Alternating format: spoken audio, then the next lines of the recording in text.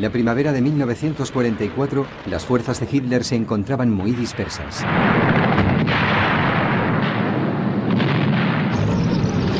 Todas las unidades del frente oriental requerían desesperadamente refuerzos.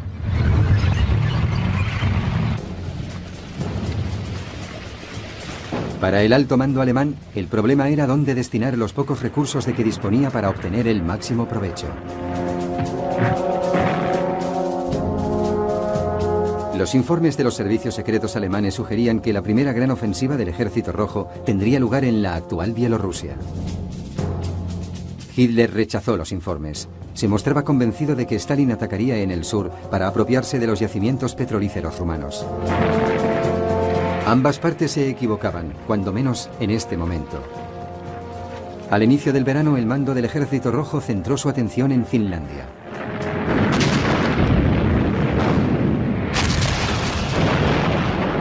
Las tropas rusas atacaron a través del istmo de Karelia.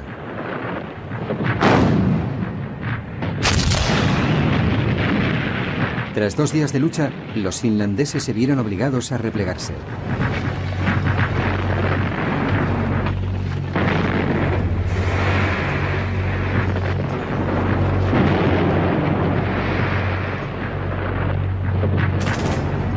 Lentamente, durante el mes siguiente, el Ejército Rojo avanzó hacia el norte de Finlandia.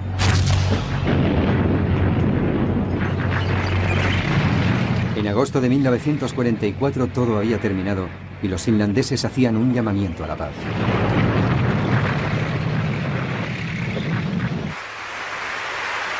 Stalin mostró entonces los primeros signos de un modelo que se repetiría en toda Europa. Confiscó los territorios en el área de la Karelia finlandesa y la región de Petsamo, una zona rica en níquel.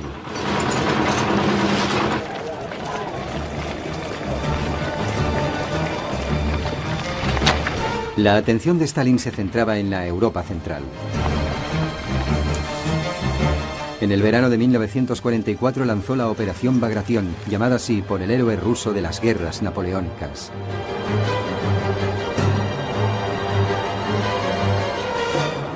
A las 5 de la madrugada del 22 de junio, 3 años después de la invasión de la Unión Soviética por parte de Hitler, los cañones del Ejército Rojo lanzaron un feroz bombardeo sobre las fuerzas alemanas en el territorio, ocupando lo que hoy es Bielorrusia.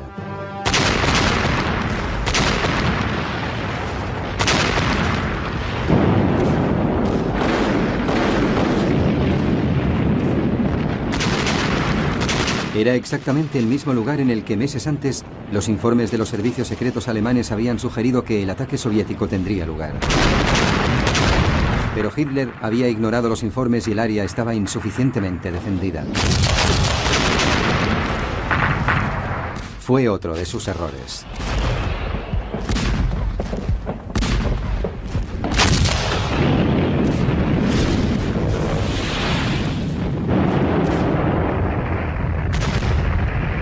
Los alemanes estaban siendo abatidos a lo largo de un frente de 560 kilómetros por los rusos, que en algunos sectores disponían de más de 400 cañones por cada kilómetro y medio.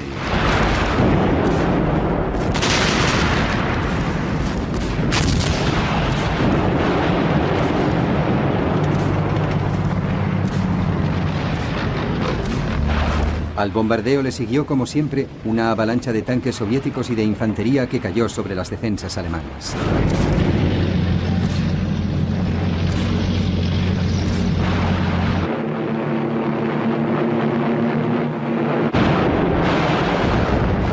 Para empeorar la situación, los alemanes apenas contaban con refuerzos aéreos.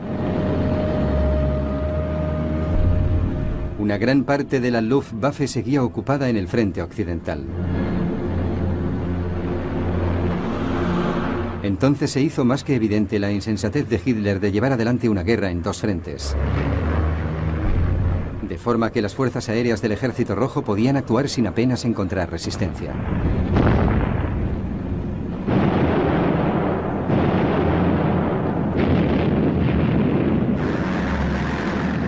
Los aviones soviéticos atacaban intensamente detrás de las líneas alemanas, lo que cortaba sus comunicaciones e impedía la llegada de refuerzos.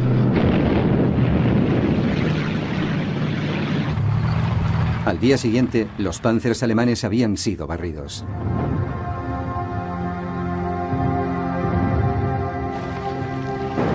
Un cuerpo del ejército alemán se encontró rodeado en la ciudad de Vitebsk.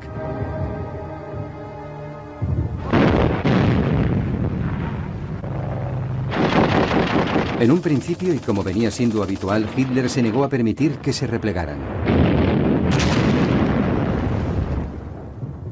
Cuando al día siguiente transigió, ya era demasiado tarde para la mayoría de los soldados. 4 días después, Vitebsk cayó. 20.000 soldados del eje murieron y 10.000 fueron hechos prisioneros.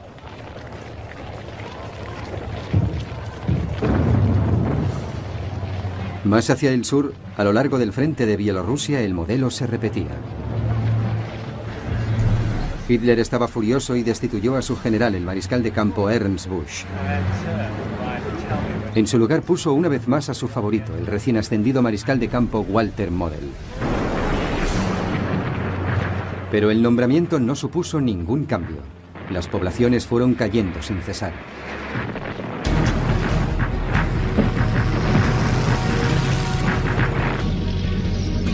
Minsk, la capital regional, era el siguiente objetivo soviético.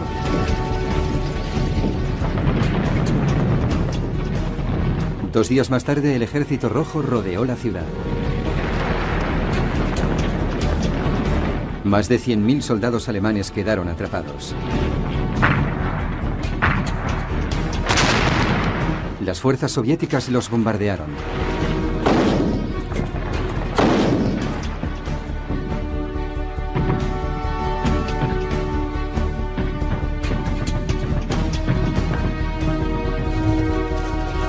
En menos de una semana, los supervivientes alemanes se entregaron.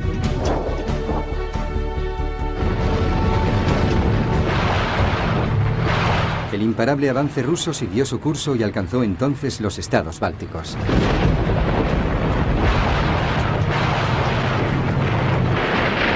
Primero cayó Vilnius, la capital de Lituania.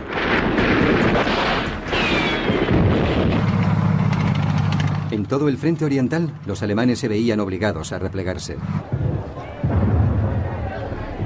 Tras ellos solo quedaban poblaciones y campos arrasados.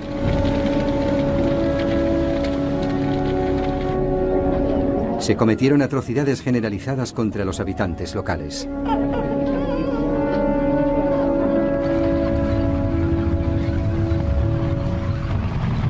El Ejército Rojo no estaba preparado para lo que estaba a punto de descubrir. El 23 de julio de 1944, las fuerzas soviéticas alcanzaron el pequeño pueblo polaco de Majdanek, cerca de Lublin. Allí se encontraron con la primera evidencia de la solución final de Hitler: el campo de exterminio de Majdanek. Se trataba de un campo diseñado para el exterminio de judíos a escala industrial. Cuando se filtraron los primeros informes soviéticos de lo que habían encontrado, los aliados occidentales los desestimaron.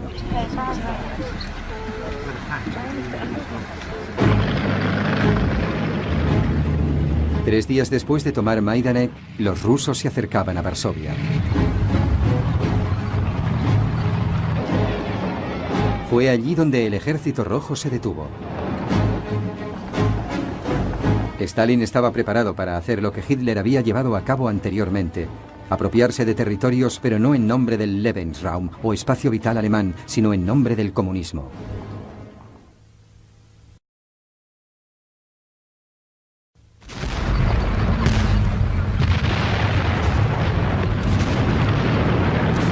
En el verano de 1944, la Operación Bagration había arrancado de raíz el ejército alemán en el este.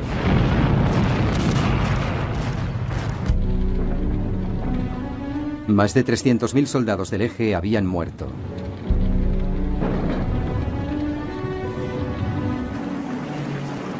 $150.000 habían sido hechos prisioneros.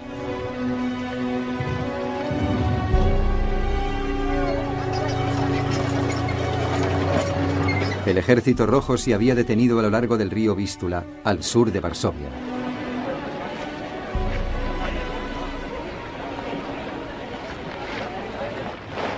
Stalin no tenía prisa en terminar la guerra. Con Europa en pleno caos, las condiciones eran las ideales para la difusión del comunismo.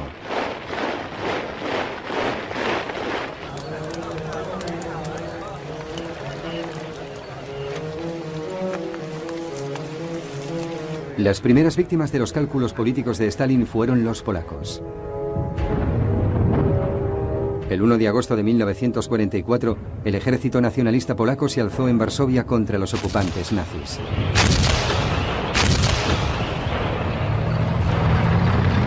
Necesitaba ayuda desesperadamente.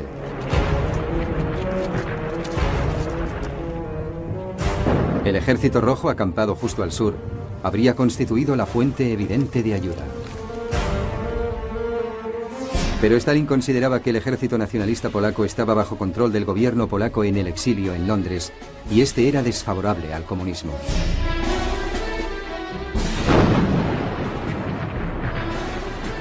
Por tanto, Stalin ignoró la difícil situación de los combatientes polacos de la resistencia. Y fueron aplastados con terrible brutalidad. Los alemanes no serían expulsados de Polonia hasta que interviniera el ejército ruso en enero de 1945.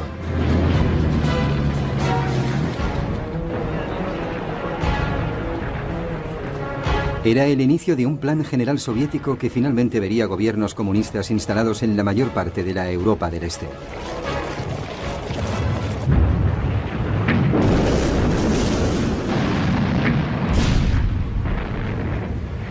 En el norte, contingentes del Ejército Rojo seguían vaciando los estados bálticos de alemanes.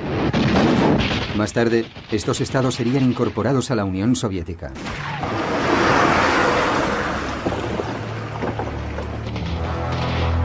Cerca de Riga, la capital letona, más de 200.000 alemanes quedaron atrapados tras las líneas rusas.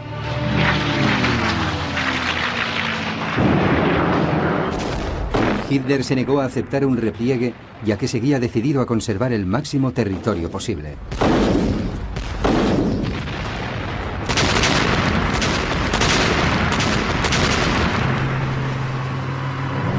Paulatinamente, las fuerzas alemanas fueron empujadas hasta la costa del mar Báltico.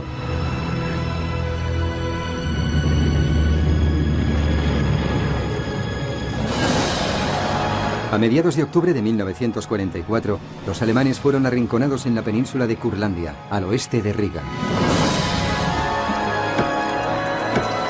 Se quedarían aislados allí hasta el final de la guerra, cuando finalmente se entregaron a las fuerzas soviéticas.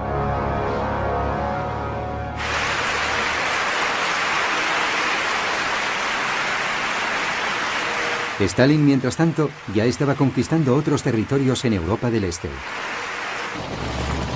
Podría haberse dirigido hacia el oeste, hacia Alemania. Pero en vez de esto, unidades del Ejército Rojo se dirigieron hacia el sur en una amplia ofensiva a través de los Balcanes.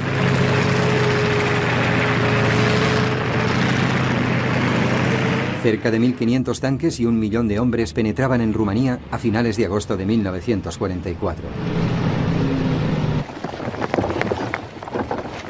Las fuerzas defensoras del eje contaban con menos de 400 tanques y tan solo 800.000 hombres.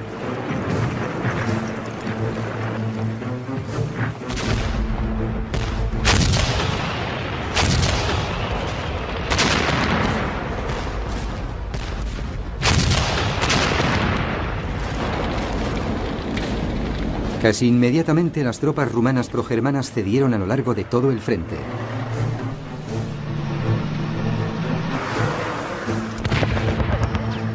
Tres días después, grandes bolsas de tropas alemanas eran rodeadas cerca de Kishinev.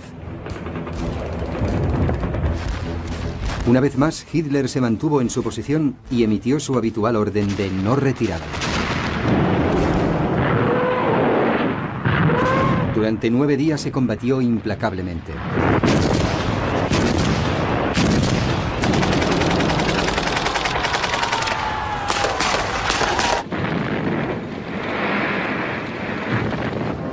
Más de 180.000 soldados alemanes murieron o fueron hechos prisioneros.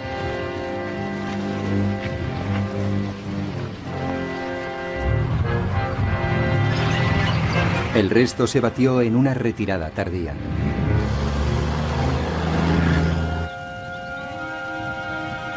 A finales de agosto, el dictador proalemán de Rumanía, el mariscal Ion Antonescu, fue arrestado.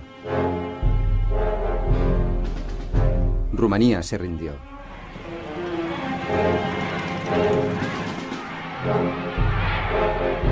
Al mismo tiempo, el Ejército Rojo estaba en Bucarest y había ocupado los yacimientos petrolíferos estratégicamente importantes de Rumanía.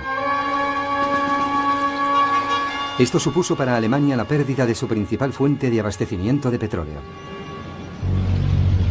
3 ejércitos soviéticos se dirigían hacia el sur a través de Bulgaria.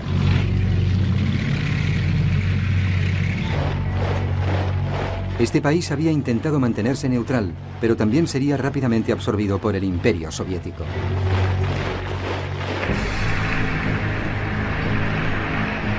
Mientras, el resto de las fuerzas rusas se dirigía hacia el oeste, hacia Yugoslavia.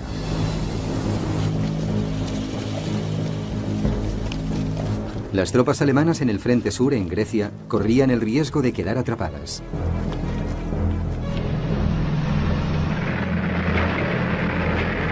Los alemanes iniciaron un rápido repliegue a través de Albania y el sur de Yugoslavia.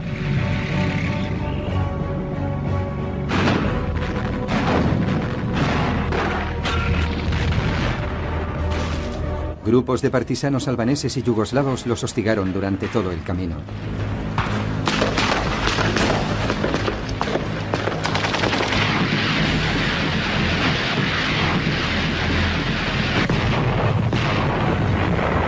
A mediados de octubre de 1944, el Ejército Rojo había alcanzado la capital yugoslava, Belgrado.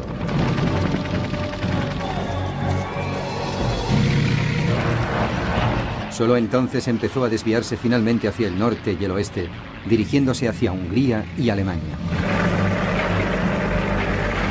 Los refuerzos alemanes afluyeron a Hungría para apoyar al gobierno títere pronazi, pero el Ejército Rojo, demoledor, proseguía su avance.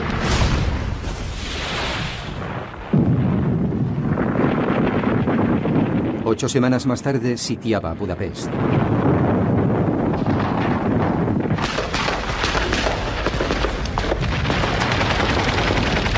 El asedio se mantuvo durante 6 semanas, hasta que el gobierno títere alemán quedó colapsado. A finales de 1944, la mayor parte de la Europa del Este quedaba así al alcance de Stalin. Sus tropas controlaban los estados bálticos, además de Polonia, Rumanía y Bulgaria. Fuerzas prosoviéticas gobernaban en Yugoslavia y Albania. Hungría y Checoslovaquia estaban en su punto de mira. Stalin había establecido con éxito las bases del futuro bloque soviético. Por fin podía dirigirse hacia Alemania. Pero las fuerzas aliadas también se aproximaban a la frontera alemana por el oeste. Se iniciaba la carrera para ser el primero en llegar a Berlín.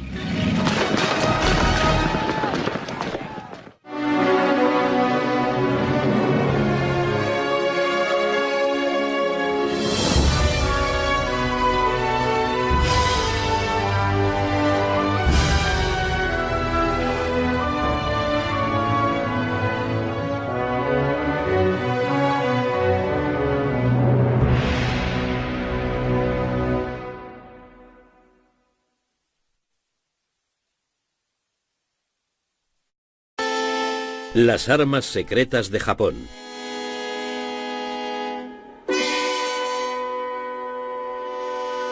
Durante la Segunda Guerra Mundial, los cielos albergaban muchos peligros. Cuando un cohete alemán V-2 se precipitaba hacia el suelo, la muerte y la destrucción podían llegar sin avisar. El Oka, flor de cerezo, era un misil japonés impulsado por un cohete y guiado a mano hasta su blanco. Los aviones suicidas japoneses, los kamikaze, fueron una de las armas más terroríficas de la Guerra del Pacífico. Pero existía otra arma japonesa que constituía una amenaza para el continente americano. Globos cargados de bombas, impulsados por la corriente a través del Pacífico para llevar su carga mortífera desde Alaska a México. Estos globos bomba fueron quizás el artefacto secreto más extraño de la Segunda Guerra Mundial. En la mañana del 18 de abril de 1942, casi 6 meses después del comienzo de la guerra en el Pacífico, una fuerza especial norteamericana navegaba hacia Japón. Con un mar muy picado, despegaron del portaaviones Hornet 16 bombarderos B-25 del Ejército del Aire de Estados Unidos. Su objetivo principal era Tokio.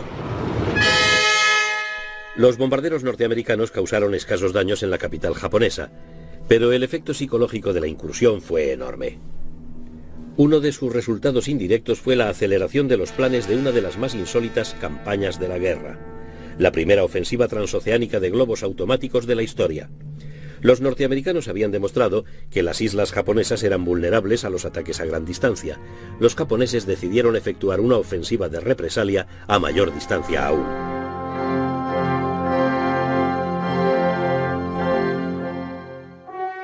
El uso bélico de los globos se remonta a junio de 1794, cuando los franceses emplearon uno de tipo Montgolfier como puesto de observación en la batalla de Fleurus. También se emplearon globos vigía en la Guerra Civil Norteamericana. Cuando el ejército prusiano asedió París en 1871, los globos permitieron a los franceses entrar y salir de la capital bloqueada. En la Primera Guerra Mundial, globos cautivos de observación oscilaban sobre las redes de trincheras enfrentadas. Eran un blanco tentador para los aviones de caza.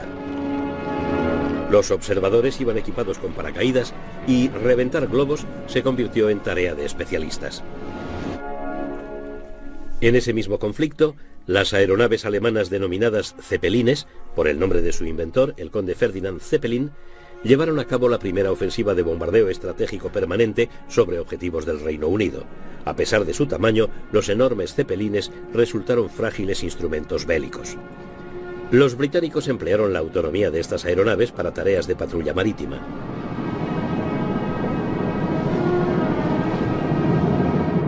En la posguerra, los aeroplanos reemplazaron a estas naves como arma de largo alcance. Aún así, en el verano de 1939, poco antes del principio de la guerra, los alemanes emplearon una de estas aeronaves para observar la red de estaciones de radar de la costa meridional inglesa.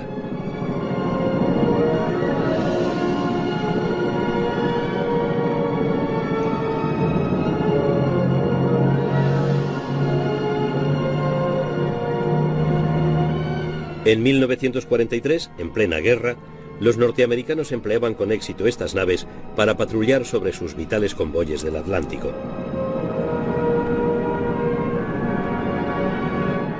Sus objetivos eran las emboscadas jaurías de submarinos alemanes. Pero serían los japoneses quienes explotaran la idea de un globo no tripulado como arma ofensiva. El 7 de diciembre de 1941, con su golpe inaugural de la Guerra del Pacífico, los japoneses demostraron el poder destructivo de los aparatos transportados en portaaviones.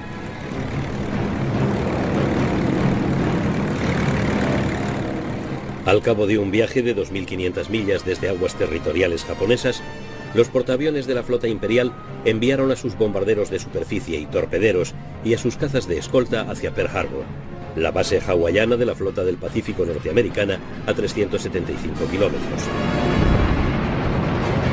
Los japoneses lograron una sorpresa total. 7 acorazados norteamericanos resultaron hundidos o averiados. Cientos de aviones fueron destruidos en tierra. A pesar de ello, los japoneses comprendían que los ataques directos contra el continente americano eran poco menos que imposibles. Pearl Harbor se encontraba en mitad de la inmensidad del Pacífico. La tiranía de la distancia colocaba a Norteamérica más allá del alcance de los bombarderos japoneses. Los estragos de la guerra, que se habían abatido sobre las ciudades europeas y que pronto caerían sobre las del lejano oriente, no llegaron hasta las grandes ciudades norteamericanas. En los 8 meses de la batalla de Inglaterra, el bombardeo de Londres y otras ciudades y puertos causó la muerte de 40.000 civiles y la destrucción de más de 1 millón de viviendas.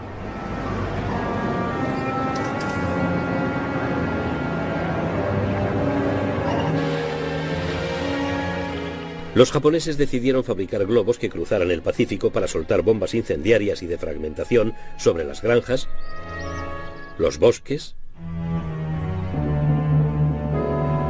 y las ciudades. Pensaron que ello provocaría un efecto devastador sobre un público estremecido por Pearl Harbor y acostumbrado a creerse invulnerable a todo ataque enemigo. En los primeros 6 meses de la guerra, los japoneses se habían hecho con un imperio en el lejano oriente y en el Pacífico que dejaba en mantillas las conquistas del propio Hitler. Creyeron que su extensión disuadiría a los americanos de iniciar una campaña de reconquista.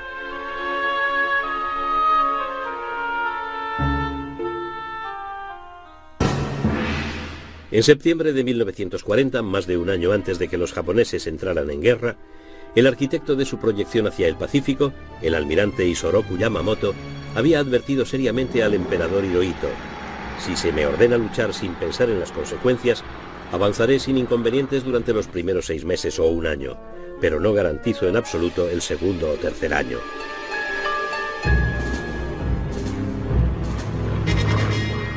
Yamamoto tenía razón. El almirante conocía bien los Estados Unidos. La consecuencia del ataque a Pearl Harbor fue el despertar del gigantesco poder económico norteamericano. En 1937, el ejército norteamericano era inferior al de Portugal. Pero en 1944, los Estados Unidos producían casi el 50% del armamento mundial. La entrada en guerra había desatado un potencial aparentemente ilimitado. Las armas que los Estados Unidos suministraban a sus aliados podían haber equipado a 2000 divisiones. Yamamoto sabía que los japoneses no podían sostener una guerra a ese nivel.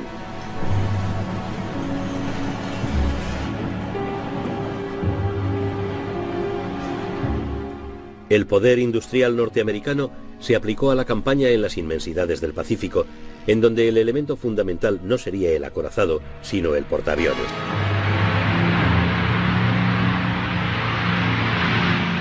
En 1943, la Fuerza Aérea Norteamericana de primera línea del Pacífico había alcanzado a la japonesa. Un año después, era 3 veces mayor.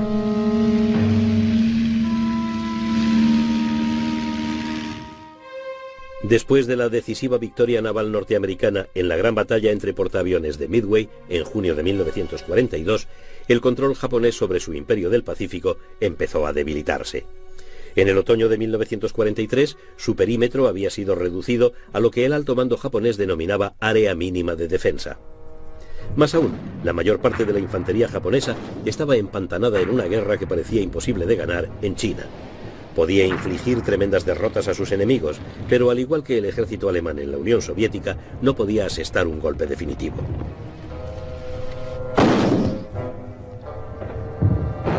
Los problemas del tiempo y la distancia acuciaban a los japoneses.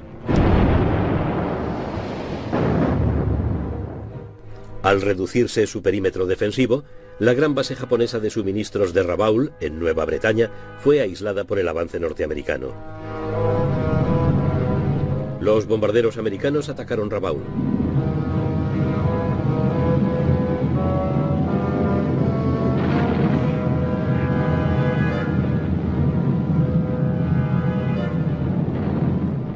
Pero las fuerzas anfibias norteamericanas no hicieron ningún intento por capturar Rabaul.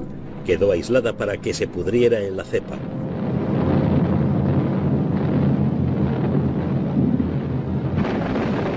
En noviembre de 1943, los americanos habían desembarcado en Tarawa, una isla del archipiélago de las Marshall, en el Pacífico Central, 1000 millas al nordeste de Rabaul y en el límite extremo del perímetro defensivo japonés.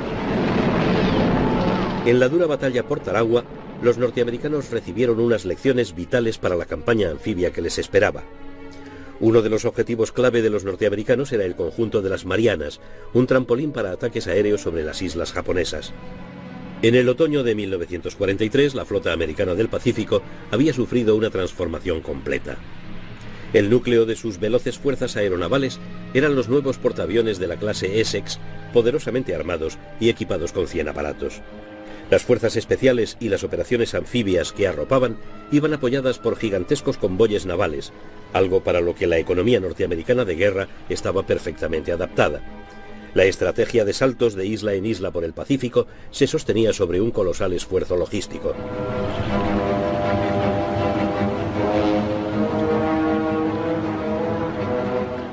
Gran parte de ese esfuerzo consistía en la captura y construcción de pistas de aterrizaje. Una vez terminadas, estas pistas se empleaban para establecer zonas superpuestas de control aéreo que permitían a las fuerzas anfibias rebasar las guarniciones japonesas aisladas.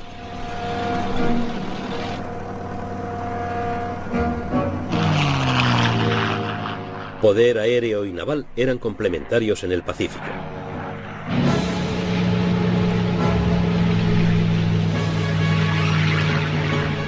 En cambio, la Armada japonesa, en acción constante desde diciembre de 1941, había sufrido graves pérdidas.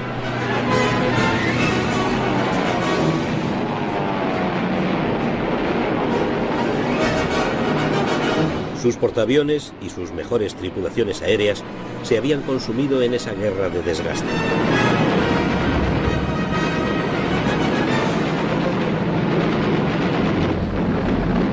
Sus bases aéreas del perímetro defensivo comenzaron a sufrir continuos ataques.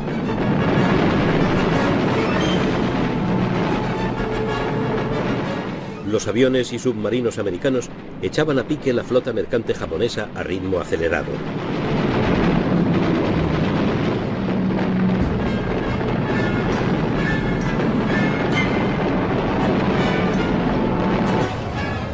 El suministro de materias primas por el que Japón había entrado en guerra se detenía. En junio de 1944, los desembarcos norteamericanos en Saipán, en las Marianas, provocaron una furiosa batalla naval en el mar de Filipinas. Participaron en ella casi 1000 aviones norteamericanos. Sus rivales japoneses atacaron en 4 oleadas, pero solo un puñado de aparatos de la segunda logró acercarse a sus objetivos. El resto, más de 300 aparatos, fueron derribados. Los norteamericanos llamaron a esta fase de la batalla el tiro al plato de las Marianas. Significaba el principio del fin de la Armada Imperial japonesa.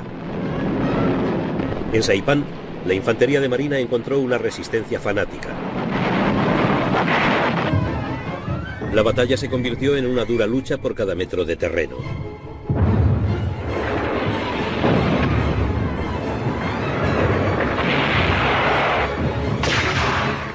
Los 32.000 hombres de la guarnición japonesa fueron prácticamente aniquilados. La población civil de la isla prefirió suicidarse colectivamente antes que someterse a los norteamericanos. Fue este momento crítico de la guerra el elegido por los japoneses para lanzar su primer ataque con globos contra la costa oeste norteamericana. Se soltaron 200, aunque ninguno de ellos alcanzó su objetivo. Los japoneses volvieron a sus mesas de diseño con mayor apremio. En octubre de 1944 desarrollaron una versión mejorada de 10 metros de diámetro y pensados para volar a 10.000 metros. Con la derrota cerniéndose sobre ellos, los japoneses se apresuraron a soltar una segunda ola de globos contra Norteamérica. Pero no estuvieron listos para lanzar esta segunda ola a través del océano hasta finales de octubre de 1944.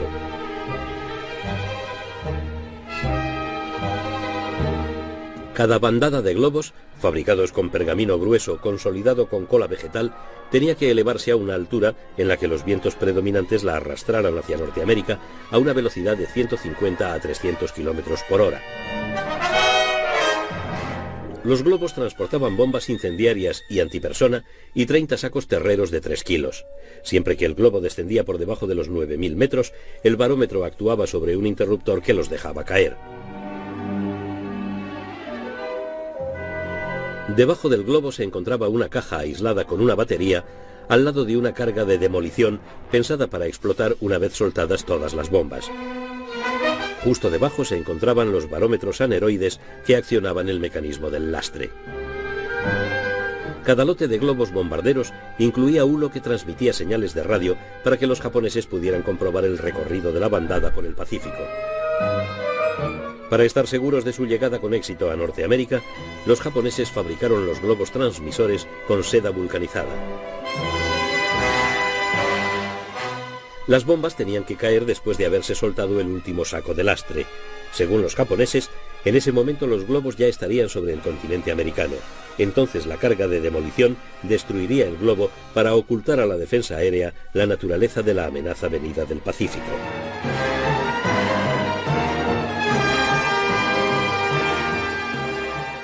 Las bombas incendiarias eran una amenaza real, al menos en teoría, para los bosques de la costa norteamericana.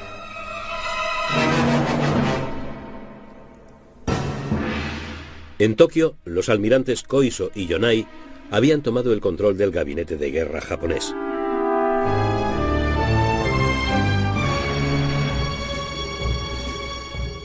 Se adoptaron medidas drásticas en el frente metropolitano. Se puso a los niños a trabajar en las industrias de guerra. Los estudiantes fueron alistados en las Fuerzas Armadas.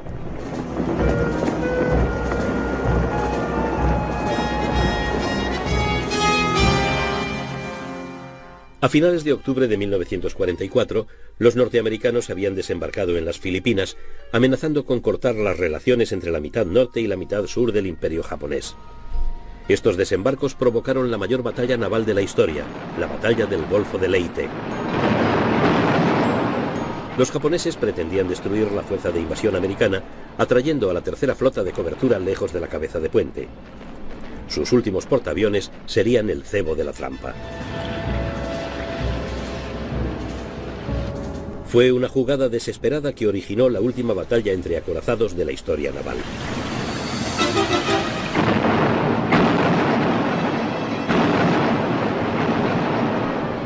En esta batalla se perdieron casi 300 buques de guerra. El comandante de la tercera flota, almirante Halsey, fue rechazado por la escuadra señuelo japonesa, pero la intervención de la séptima flota, mandada por el almirante Kinkaid, salvó la situación.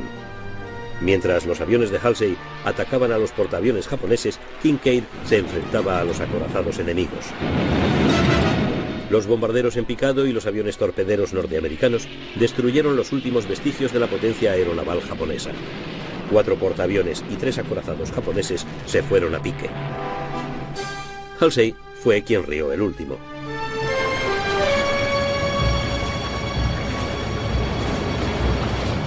Los desembarcos en Leyte se llevaron a cabo el 20 de octubre. Los filipinos acogieron alegremente a los norteamericanos.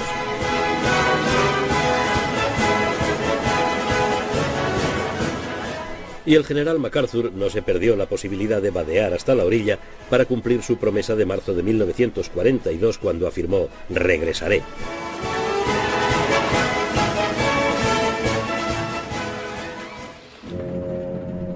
Once días después, se lanzaron en Japón los primeros lotes de la segunda ola de globos.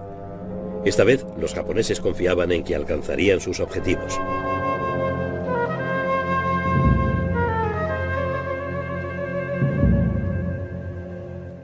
Habían calculado que el trayecto hasta la costa norteamericana duraría 4 días.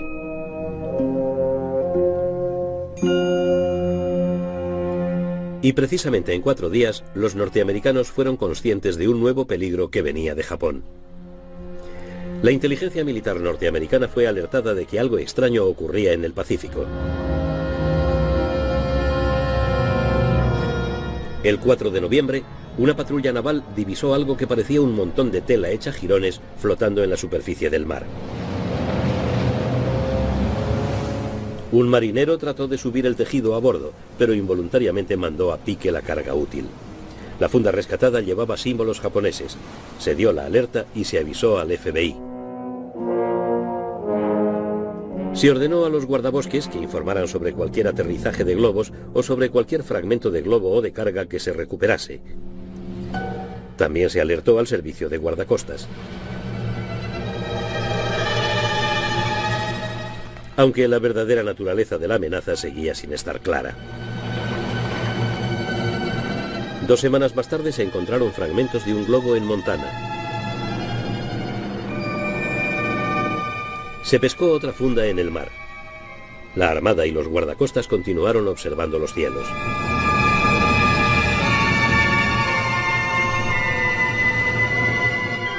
Durante los meses siguientes, científicos y especialistas examinaron cuidadosamente las pruebas para hacerse una idea rudimentaria del misterioso artefacto japonés. Se enviaron pruebas al Laboratorio de Investigación Naval en Washington, D.C. y al Instituto Californiano de Tecnología. El análisis de la arena de alguno de los sacos terreros encontrados proporcionó ciertas pistas sobre su lugar de fabricación. No pasó mucho tiempo antes de que se divisara uno de los globos sobre California.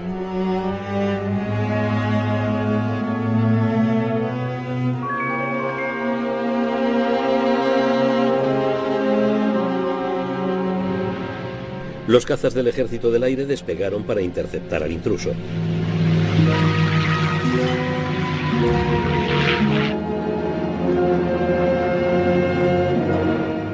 Uno de los cazas empujó al globo hacia campo abierto con el chorro de su hélice. Finalmente se le convenció para que aterrizara.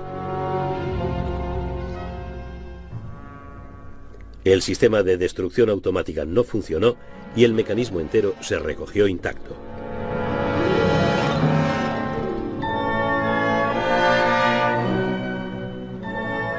Era sin duda un llamativo instrumento bélico, ingeniosamente construido, pero sintomático de las desesperadas dificultades de los japoneses. La funda resultó especialmente intrigante. El grueso pergamino con el que había sido fabricada tenía un aspecto muy primitivo, pero había resultado sorprendentemente eficaz y resistente. En cambio, casi ninguno de los más perfeccionados globos transmisores de seda vulcanizada logró alcanzar la costa norteamericana. En la punta de la funda se encontraba una válvula de escape en forma de disco sencillo, de acero, y cerrada con una junta de goma. Era el elemento vital del globo, el que le permitía mantener la altitud a través del Pacífico y soltar la carga en Norteamérica. Los norteamericanos se preocuparon particularmente con las cargas incendiarias del globo.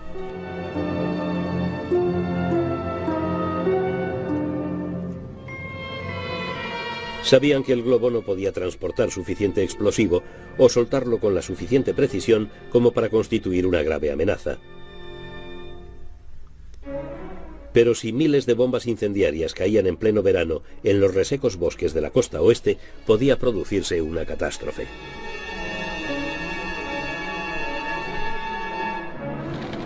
Estos gigantescos incendios provocados no ganarían la guerra para los japoneses, pero podrían causar un desastre económico y medioambiental.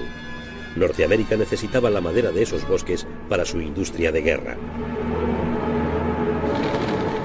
Era vital que el gobierno norteamericano adoptara medidas inmediatas para enfrentarse a esa catástrofe en potencia sin alarmar a la población que permanecía ignorante de la ofensiva de los globos japoneses.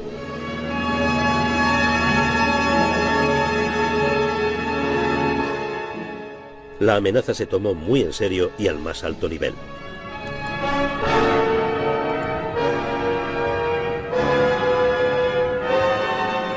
No había suficientes bomberos civiles para enfrentarse a un desastre de la categoría que imaginaba el gobierno. Pero curiosamente los globos solo podían llegar a Norteamérica con vientos invernales, no con los que soplaban en los meses de verano.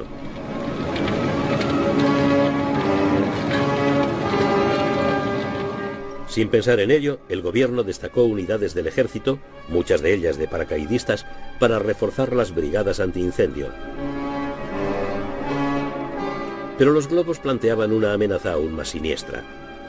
Los estrategas militares americanos empezaron a temer muy en serio que fueran equipados no con bombas convencionales, sino con agentes químicos o bacteriológicos. Estos temores no se basaban en una ilusión, sino en los más sórdidos hechos. En la Primera Guerra Mundial, las bombas de gas fueron un terrorífico componente de la vida en las trincheras. El gas provocó al menos 1 millón de bajas.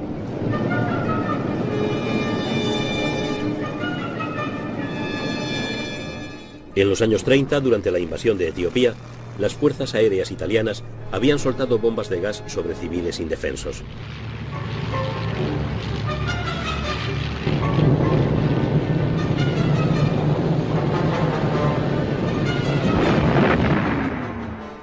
A medida que se aproximaba la Segunda Guerra Mundial, el miedo al gas invadió las mentes de civiles y militares.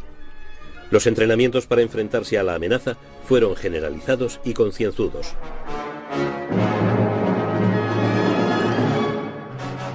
Los estrategas norteamericanos sabían que los japoneses no habían mostrado escrúpulos en emplear gases y armas químicas en la larga guerra que sostenían en China desde 1932.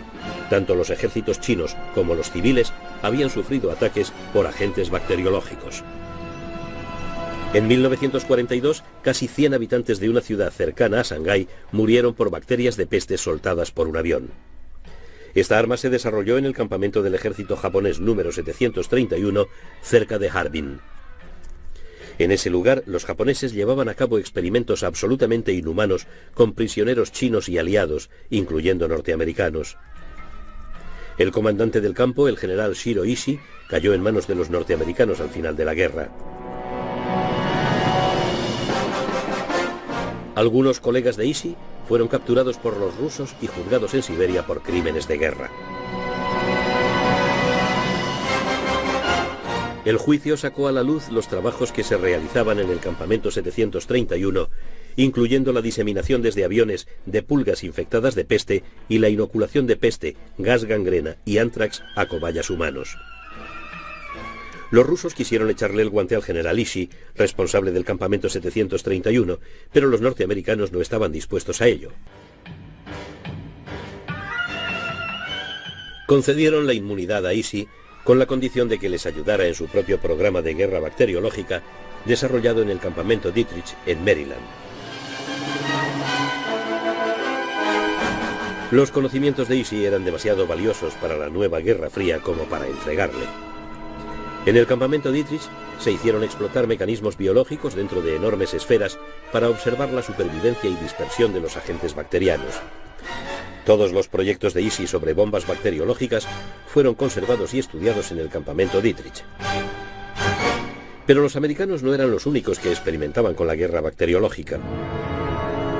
Durante la guerra, los británicos habían llevado a cabo experimentos con agentes de ántrax en la apartada isla escocesa de Gruinard. Sospechaban con fundamento que los alemanes también estaban desarrollando armas biológicas. Después de la guerra, la isla permaneció cerrada al ganado y a los seres humanos durante más de 40 años. Era un recuerdo de que en la peor crisis inglesa, Winston Churchill consideró el ántrax como un arma de último recurso. En una nota a su jefe de Estado Mayor, Churchill rechaza toda objeción moral al proyecto. Al final, Churchill no tuvo que recurrir al último recurso. Pero los blanqueados huesos de las víctimas del programa de ántrax permanecieron en Gruinard como un siniestro recuerdo de las terribles decisiones que deben tomarse en una guerra total.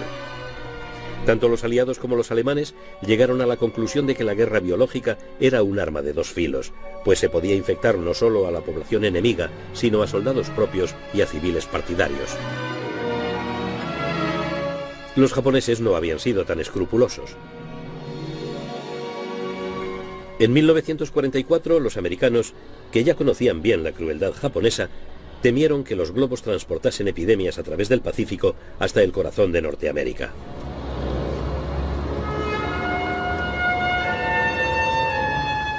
Se organizó un programa urgente para entrenar equipos de descontaminación. Las autoridades maniobraron para imponer una censura total sobre la campaña de globos. Los japoneses habían contado con que la prensa y la radio norteamericanas serían incapaces de quedarse calladas. Además, se imponía la obligación de avisar a los granjeros, a los maestros y a los escolares de las zonas más amenazadas. Con toda seguridad, el asunto saldría en los periódicos. Increíblemente, no se filtró ni una palabra. El alto mando japonés sacó la conclusión de que los globos nunca llegaron a Norteamérica. En realidad, de los 9.000 globos soltados contra Norteamérica, unos 1.000 llegaron a aterrizar, apareciendo por cualquier sitio de Alaska a México. Sus únicas víctimas fueron 5 niños y un adulto que tropezaron por casualidad con una bolsa de gas intacta y al manipularla hicieron explotar las bombas. La campaña de globos fue cancelada en abril de 1945.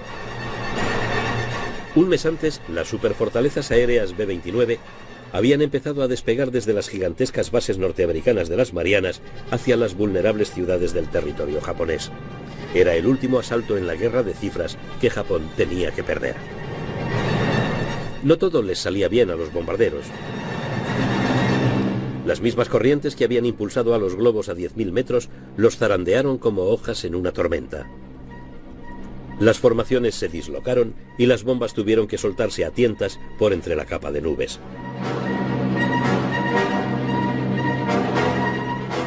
Los norteamericanos lograron mayor precisión y más destrucción, bajando a 2.000 metros e inundando de noche las atestadas ciudades japonesas con bombas incendiarias.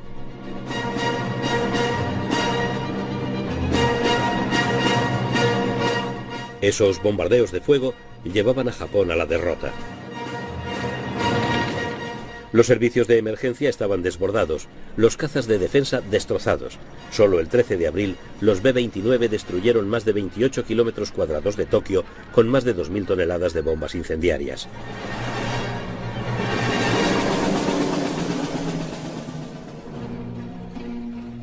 Mientras los B-29 arrasaban las ciudades, los submarinos norteamericanos escribían el último capítulo de la historia de la flota mercante japonesa.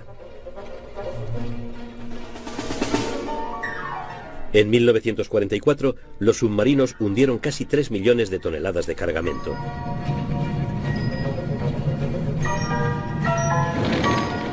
A finales de año habían echado a pique tantos barcos japoneses que tenían que recorrer los mares para encontrar una presa, normalmente pequeños barcos de cabotaje. El suministro japonés de alimentos y materias primas había sido estrangulado. Los que permanecían en las ciudades arrasadas por los bombardeos se veían reducidos a un ayuno casi mortal. Hurgaban entre los escombros buscando hierbas para sustentarse.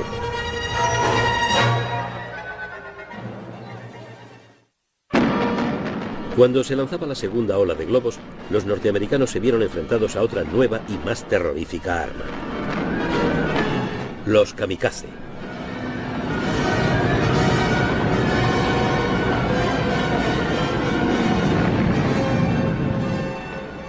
Los globos eran proyectiles no pilotados. Ahora Japón enviaba proyectiles guiados hacia sus blancos por personas que morían en el impacto, lo que daba la medida de la desesperación japonesa y de su determinación de resistir contra toda esperanza hasta el final. La primera unidad suicida, de 23 pilotos, fue reclutada en octubre de 1944 por el almirante Onishi, comandante de la primera escuadra aeronaval. El nombre de kamikaze recuerda el llamado viento divino, un tifón que en 1281 destruyó la flota de invasión mongola. Muchos de los pilotos kamikaze recibían inspiración del bushido, una tradición militar de autosacrificio. Otros, convencidos de ir a morir, deseaban hacerlo gloriosamente por una causa desesperada. Onishi les decía: sois ya como dioses, sin deseos terrenales. Pero había una razón más terrenal tras los kamikaze. Las misiones lanzadas contra la flota del Pacífico podían constituirse con cualquier piloto sin experiencia en cualquier aparato atiborrado de explosivos. Y era muy difícil detener a un kamikaze. El fuego antiaéreo tenía que destruir por completo el avión, no solo averiarlo.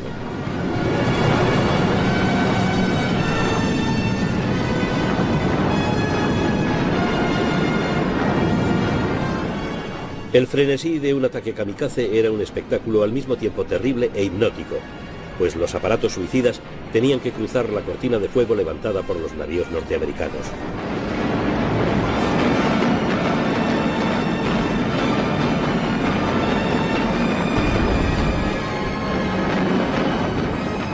En enero de 1945, cuando los norteamericanos desembarcaron en Lingayen, en las Filipinas, la cantidad de ataques kamikaze les obligó a lanzar una serie de aplastantes ataques contra los aeródromos japoneses de Luzón. Pero la mayor violencia de los kamikaze se reservaba para la flota norteamericana de invasión que apoyó el desembarco en la isla de Okinawa en abril de 1945. El plan japonés de defensa de Okinawa, llamado en clave Cielo 1, incluía salidas de casi 5.000 aparatos desde Formosa. Las carencias de combustible hacían que casi la mitad de estos aviones volasen en misiones sin retorno. En Okinawa, los kamikaze atacaron en densas oleadas.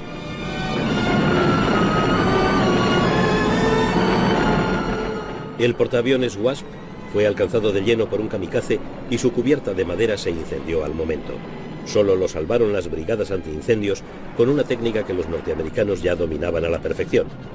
En Okinawa, a cambio del sacrificio de casi 1000 kamikazes, los japoneses hundieron 32 buques norteamericanos, averiaron una docena más y mataron a 5000 marineros. Pero los kamikazes no pudieron evitar los desembarcos norteamericanos. El sacrificio había sido en vano.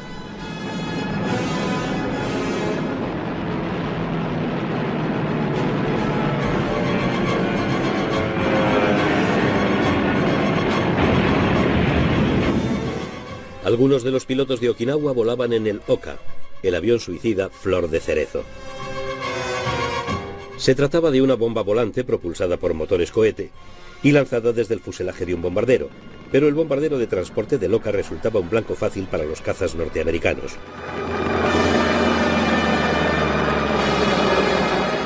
Muchos fueron derribados antes de poder enviar a los pilotos de los Flor de Cerezo a su mortal trayecto.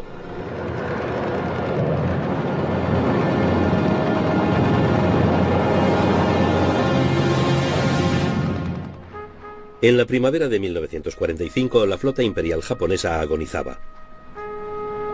El poder aéreo norteamericano había echado a pique a sus acorazados y portaaviones.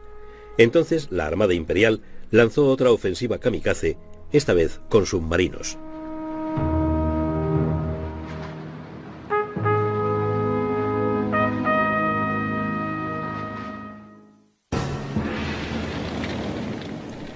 Los submarinos de bolsillo japoneses habían tenido un papel menor en Pearl Harbor en 1941. Los norteamericanos recuperaron 2 de ellos tras el ataque. Casi 3 años después, estos submarinos tuvieron descendientes menos convencionales. A finales de 1944, la Armada japonesa había desarrollado su propio submarino suicida, el Kaiten, o Conmoción Celeste, una versión pilotada por un solo hombre del torpedo Long Lance tipo 23, arma que había causado estragos entre los barcos aliados al principio de la guerra.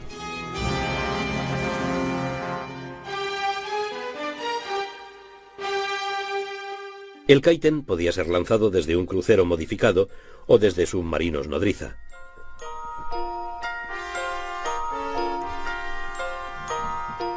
Los Kaiten eran armas siniestras y las que han sobrevivido aún ejercen un poderoso influjo en los hombres entrenados para manejarlos.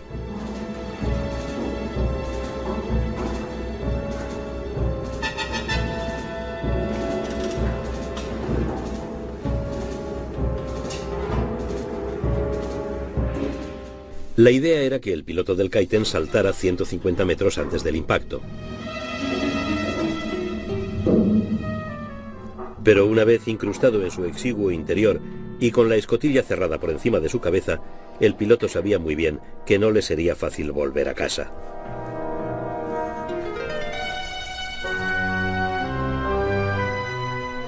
El Kaiten era en parte un torpedo y en parte una tumba metálica.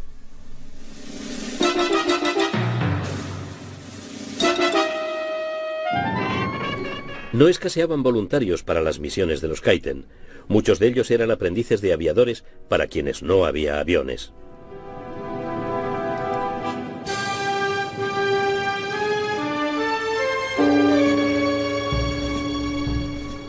Los pilotos de Kaiten se entrenaban en una apartada isla frente a la costa de Honshu. La selección para esa tarea era rigurosa.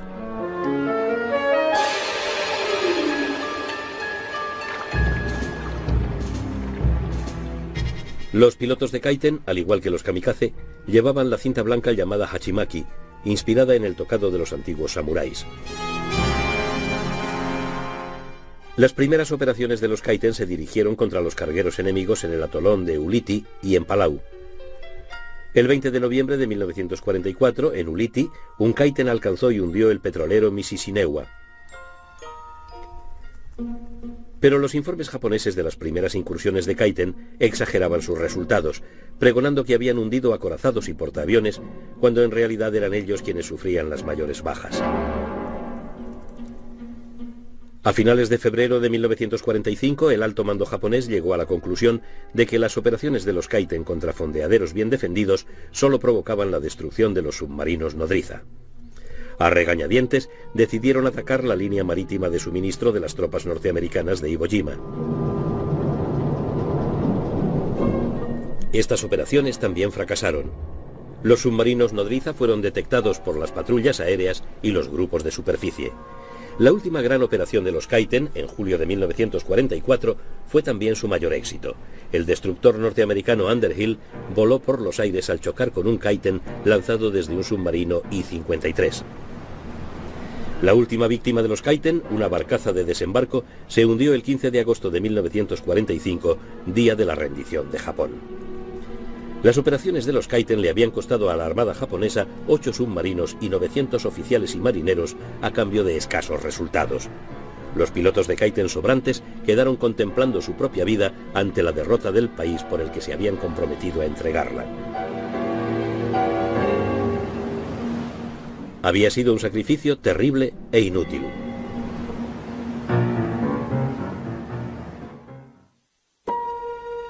En julio de 1945 se preparaban en el desierto de Nuevo México las pruebas finales de un arma mucho más mortífera que los Kaiten. Se estaba preparando una bomba atómica para una prueba de detonación.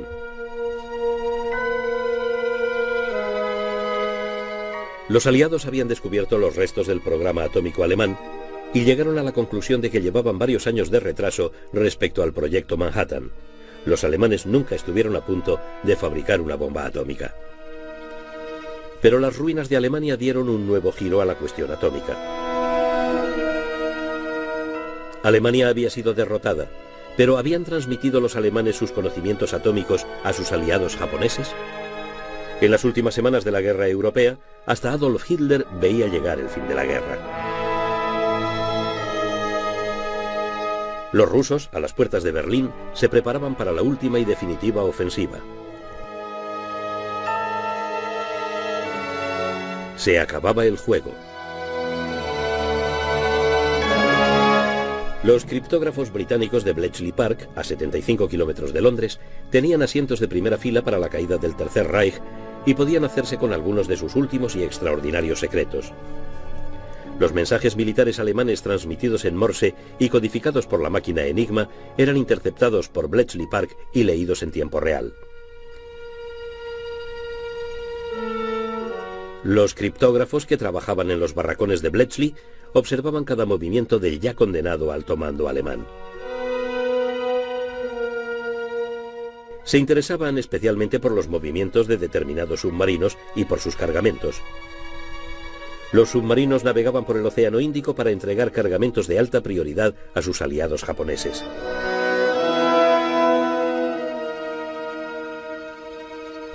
Aparte de las municiones y la maquinaria, había envíos más siniestros. Los alemanes entregaban los frutos de su investigación científica de guerra. No solo en cuestiones como el radar, sino también en guerra bacteriológica.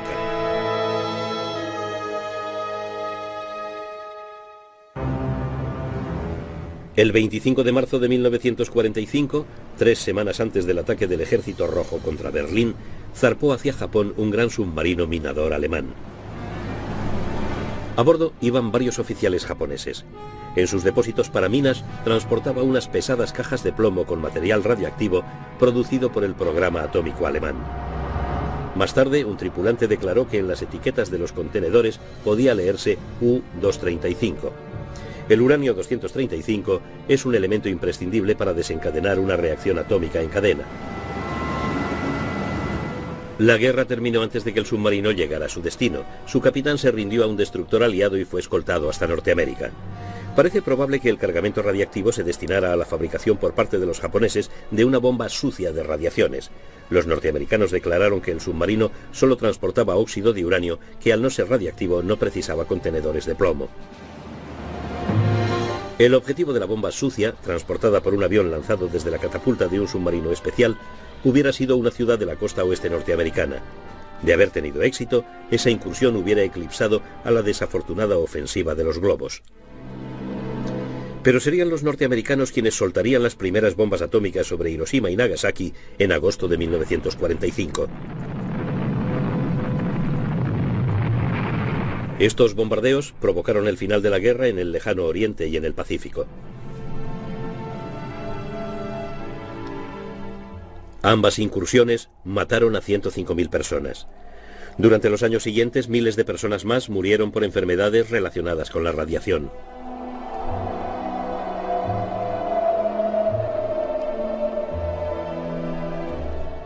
El 15 de agosto de 1945, los japoneses firmaban el acta de rendición a bordo de un acorazado norteamericano anclado en la bahía de Tokio. El general MacArthur declaró: "Este asunto está zanjado". Las armas secretas japonesas plantearon una amenaza terrorífica, pero nunca cumplida, de guerra biológica contra los Estados Unidos. Se emplearon en los también terroríficos pero reales ataques contra buques de guerra por parte de los kamikaze, con aviones convencionales y con cohetes pilotados, y suscitaron la amenaza de una ofensiva submarina similar. Pero ninguna de estas armas pudo frenar la inevitable derrota.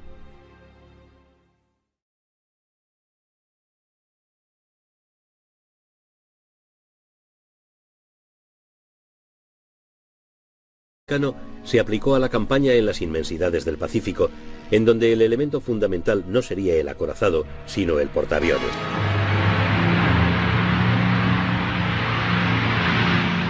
En 1943, la Fuerza Aérea Norteamericana de primera línea del Pacífico había alcanzado a la japonesa. Un año después, era 3 veces mayor.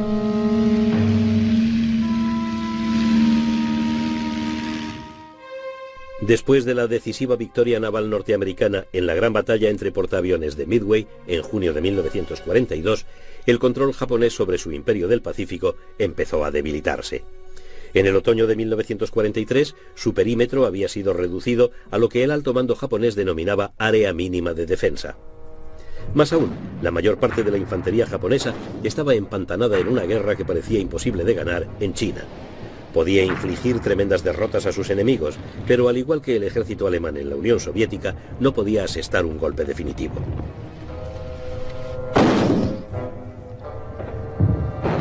Los problemas del tiempo y la distancia acuciaban a los japoneses. Al reducirse su perímetro defensivo, la gran base japonesa de suministros de Rabaul, en Nueva Bretaña, fue aislada por el avance norteamericano. Los bombarderos americanos atacaron Rabaul.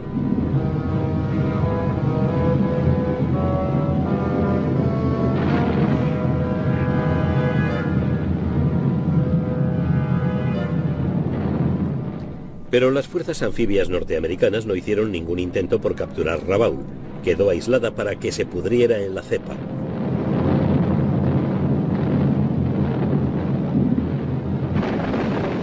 En noviembre de 1943, los americanos habían desembarcado en Tarawa, una isla del archipiélago de las Marshall, en el Pacífico Central, 1000 millas al nordeste de Rabaul y en el límite extremo del perímetro defensivo japonés. En la dura batalla por Tarawa, los norteamericanos recibieron unas lecciones vitales para la campaña anfibia que les esperaba. Uno de los objetivos clave de los norteamericanos era el conjunto de las Marianas, un trampolín para ataques aéreos sobre las islas japonesas. En el otoño de 1943, la flota americana del Pacífico había sufrido una transformación completa. El núcleo de sus veloces fuerzas aeronavales eran los nuevos portaaviones de la clase Essex, poderosamente armados y equipados con 100 aparatos. Las fuerzas especiales y las operaciones anfibias que arropaban iban apoyadas por gigantescos convoyes navales, algo para lo que la economía norteamericana de guerra estaba perfectamente adaptada. La estrategia de saltos de isla en isla por el Pacífico se sostenía sobre un colosal esfuerzo logístico. Convenientes durante los primeros 6 meses o un año, pero no garantizó en absoluto el segundo o tercer año.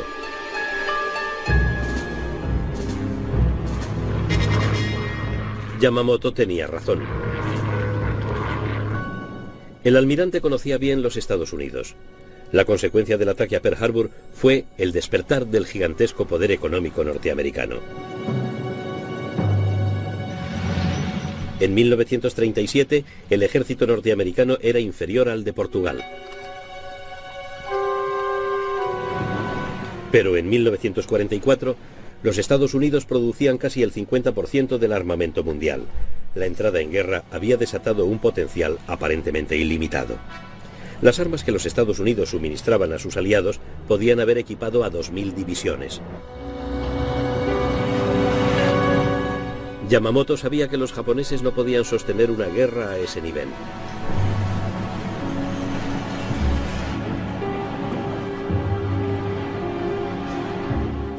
El poder industrial norteamericano se aplicó a la campaña en las inmensidades del Pacífico, en donde el elemento fundamental no sería el acorazado, sino el portaaviones.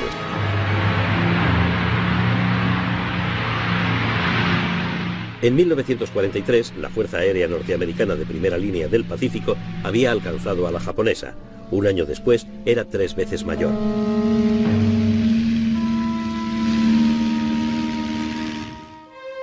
Después de la decisiva victoria naval norteamericana en la gran batalla entre portaaviones de Midway en junio de 1942, el control japonés sobre su imperio del Pacífico empezó a debilitarse.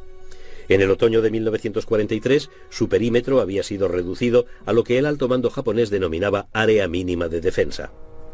Más aún, la mayor parte de la infantería japonesa estaba empantanada en una guerra que parecía imposible de ganar en China. Podía infligir tremendas derrotas a sus enemigos, pero al igual que el ejército alemán en la Unión Soviética, no podía asestar un golpe definitivo.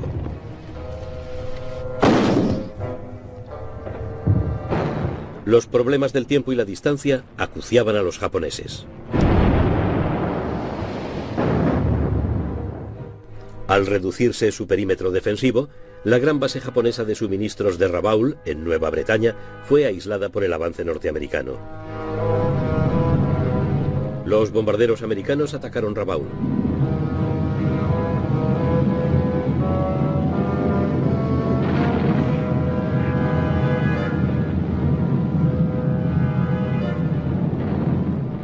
Pero las fuerzas anfibias norteamericanas no hicieron ningún intento por capturar Rabaul. Quedó aislada para que se pudriera en la cepa. Prolíferos estratégicamente importantes de Rumanía. Esto supuso para Alemania la pérdida de su principal fuente de abastecimiento de petróleo. 3 ejércitos soviéticos se dirigían hacia el sur a través de Bulgaria.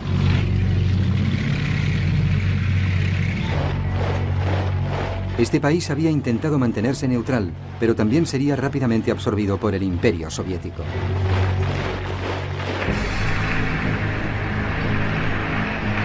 Mientras, el resto de las fuerzas rusas se dirigía hacia el oeste, hacia Yugoslavia.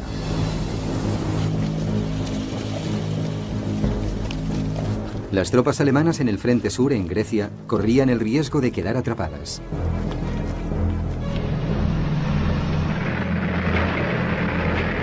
Los alemanes iniciaron un rápido repliegue a través de Albania y el sur de Yugoslavia.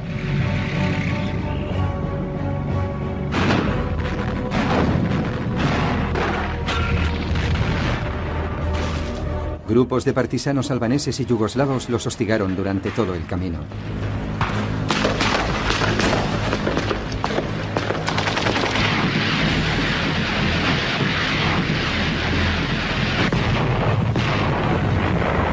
A mediados de octubre de 1944, el Ejército Rojo había alcanzado la capital yugoslava, Belgrado.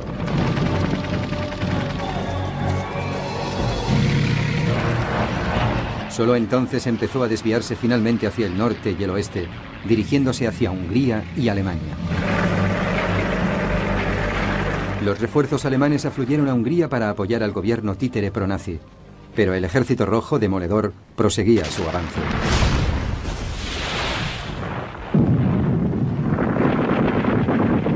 Ocho semanas más tarde sitiaba Budapest.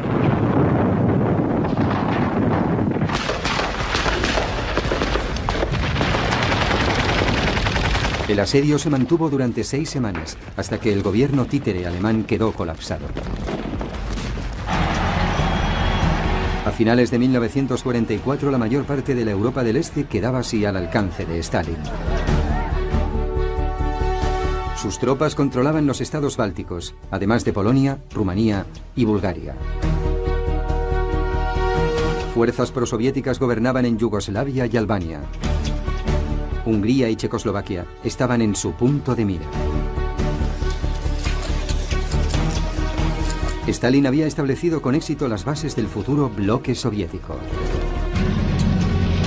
Por fin podía dirigirse hacia Alemania. Pero las fuerzas aliadas también se aproximaban a la frontera alemana por el oeste.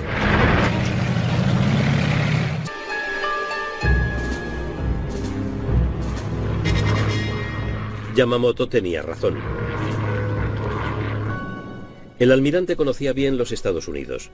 La consecuencia del ataque a Pearl Harbor fue el despertar del gigantesco poder económico norteamericano. En 1937, el ejército norteamericano era inferior al de Portugal. Pero en 1944, los Estados Unidos producían casi el 50% del armamento mundial. La entrada en guerra había desatado un potencial aparentemente ilimitado. Las armas que los Estados Unidos suministraban a sus aliados podían haber equipado a 2000 divisiones. Yamamoto sabía que los japoneses no podían sostener una guerra a ese nivel.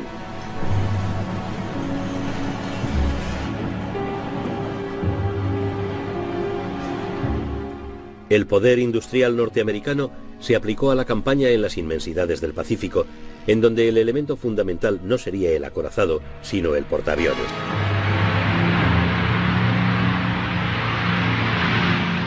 En 1943, la Fuerza Aérea Norteamericana de primera línea del Pacífico había alcanzado a la japonesa. Un año después, era 3 veces mayor.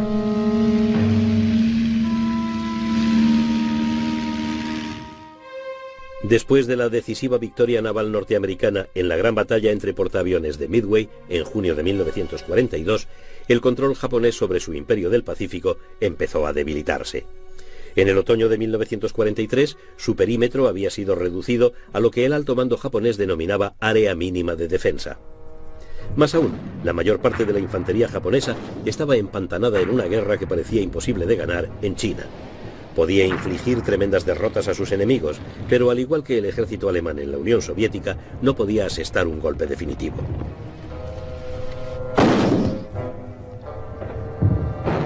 Los problemas del tiempo y la distancia acuciaban a los japoneses.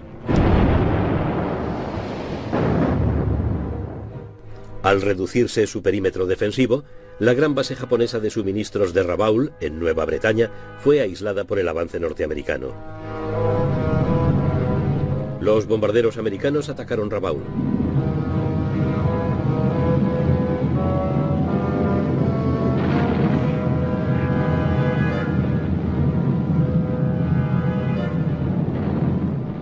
Pero las fuerzas anfibias norteamericanas no hicieron ningún intento por capturar Rabaul. Quedó aislada para que se pudriera en la cepa.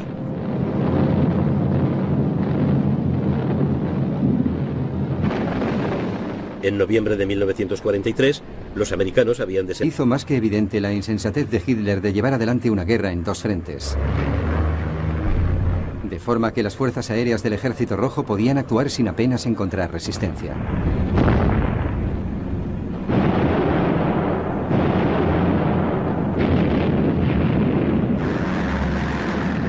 Los aviones soviéticos atacaban intensamente detrás de las líneas alemanas, lo que cortaba sus comunicaciones e impedía la llegada de refuerzos.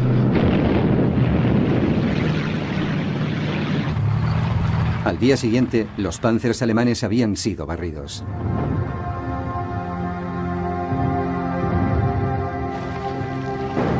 Un cuerpo del ejército alemán se encontró rodeado en la ciudad de Vitebsk.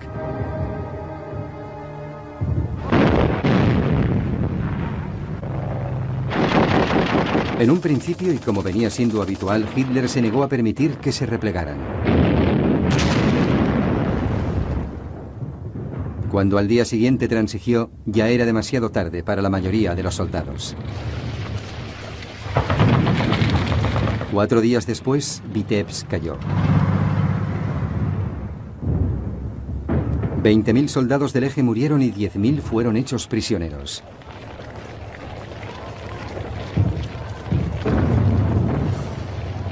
Más hacia el sur, a lo largo del frente de Bielorrusia, el modelo se repetía. Hitler estaba furioso y destituyó a su general, el mariscal de campo Ernst Busch. En su lugar puso una vez más a su favorito, el recién ascendido mariscal de campo Walter Model. Pero el nombramiento no supuso ningún cambio. Las poblaciones fueron cayendo sin cesar.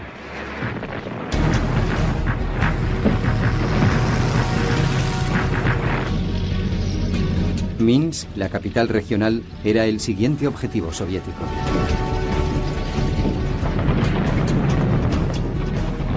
Dos días más tarde, el Ejército Rojo rodeó la ciudad.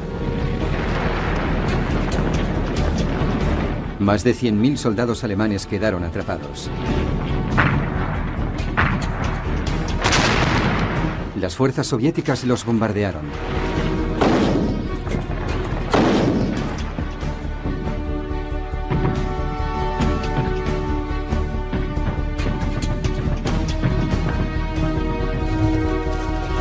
En menos de una semana, los supervivientes alemanes se entregaron.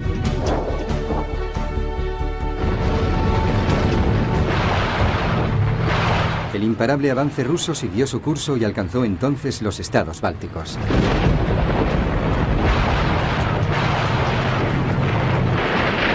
Primero cayó Vilnius, la capital de Lituania. El límite extremo del perímetro defensivo japonés. En la dura batalla por Tarawa, los norteamericanos recibieron unas lecciones vitales para la campaña anfibia que les esperaba. Uno de los objetivos clave de los norteamericanos era el conjunto de las Marianas, un trampolín para ataques aéreos sobre las islas japonesas. En el otoño de 1943, la flota americana del Pacífico había sufrido una transformación completa. El núcleo de sus veloces fuerzas aeronavales eran los nuevos portaaviones de la clase Essex, poderosamente armados y equipados con 100 aparatos.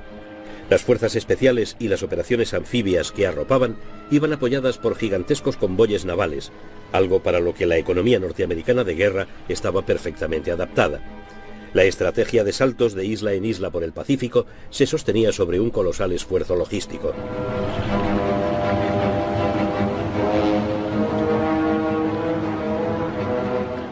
Gran parte de ese esfuerzo consistía en la captura y construcción de pistas de aterrizaje. Una vez terminadas, estas pistas se empleaban para establecer zonas superpuestas de control aéreo que permitían a las fuerzas anfibias rebasar las guarniciones japonesas aisladas.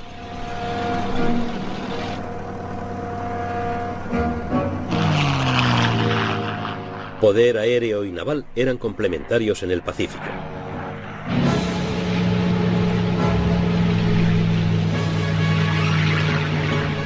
En cambio, la Armada japonesa, en acción constante desde diciembre de 1941, había sufrido graves pérdidas.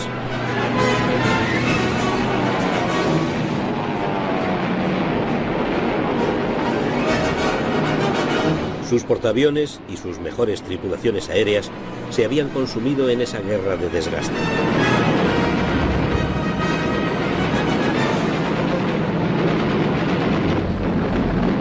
Sus bases aéreas del perímetro defensivo comenzaron a sufrir continuos ataques.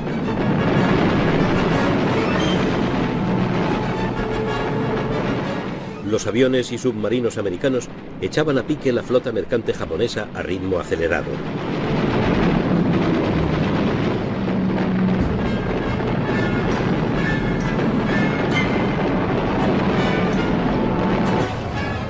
El suministro de materias primas por el que Japón había entrado en guerra se detenía.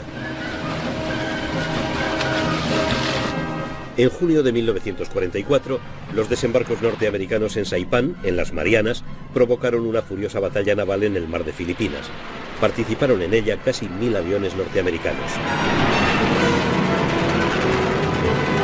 Sus rivales japoneses atacaron en 4 oleadas, pero solo un puñado de aparatos de la segunda logró acercarse a sus objetivos. El resto, más de 300 aparatos... A lo largo del frente de Bielorrusia, el modelo se repetía. Hitler estaba furioso y destituyó a su general, el mariscal de campo Ernst Busch.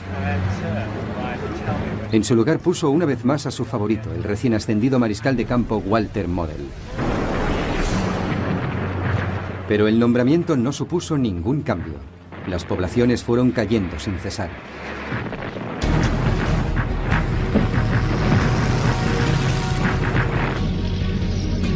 Minsk, la capital regional, era el siguiente objetivo soviético.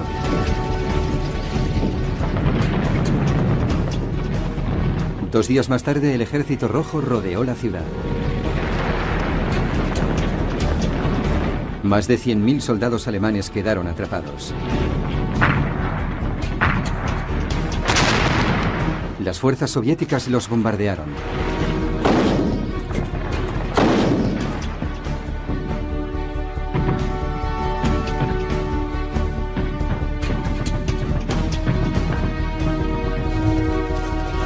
En menos de una semana, los supervivientes alemanes se entregaron.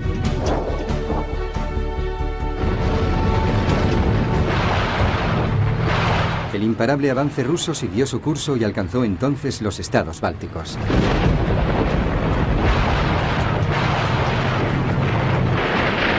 Primero cayó Vilnius, la capital de Lituania.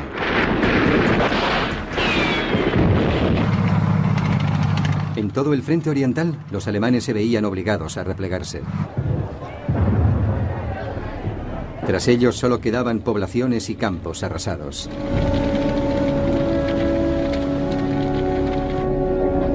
Se cometieron atrocidades generalizadas contra los habitantes locales.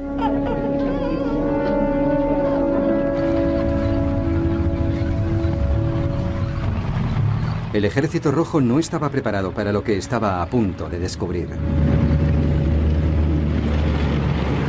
El 23 de julio de 1944, las fuerzas soviéticas alcanzaron el pequeño pueblo polaco de Majdanek, cerca de Lublin. Allí se encontraron con la primera evidencia de la solución final de Hitler: el campo de exterminio de Majdanek. Se trataba de un campo diseñado para el exterminio de judíos a escala industrial.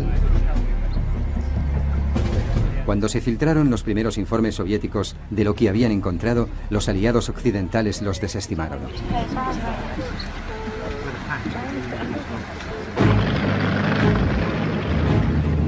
Tres días después de tomar Majdanek, los rusos se acercaban a Varsovia.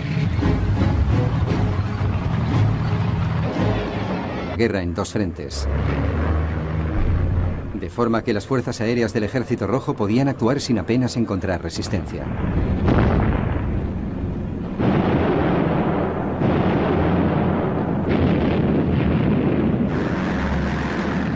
Los aviones soviéticos atacaban intensamente detrás de las líneas alemanas, lo que cortaba sus comunicaciones e impedía la llegada de refuerzos.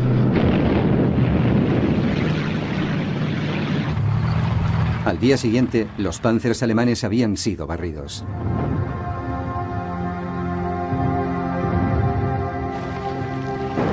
Un cuerpo del ejército alemán se encontró rodeado en la ciudad de Vitebsk.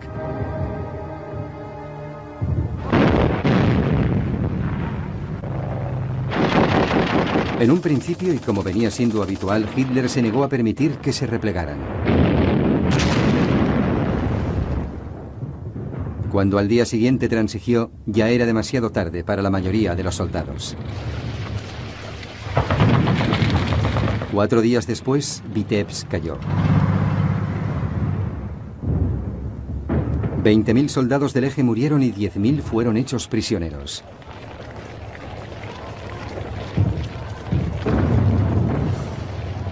Más hacia el sur, a lo largo del frente de Bielorrusia, el modelo se repetía.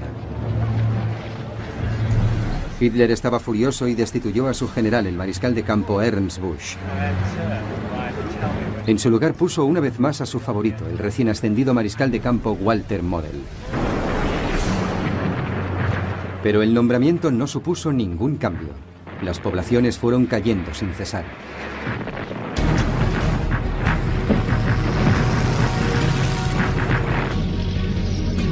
Minsk, la capital regional, era el siguiente objetivo soviético.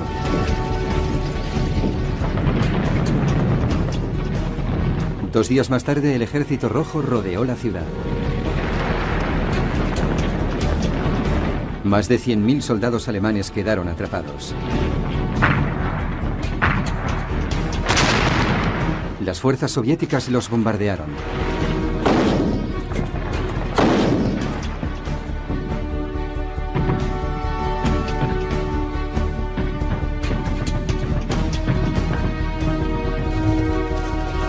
En menos de una semana, los supervivientes alemanes se entregaron.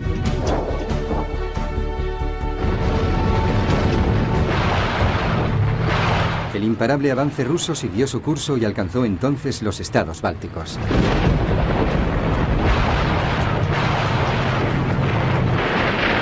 Primero cayó Vilnius, la capital de Lituania.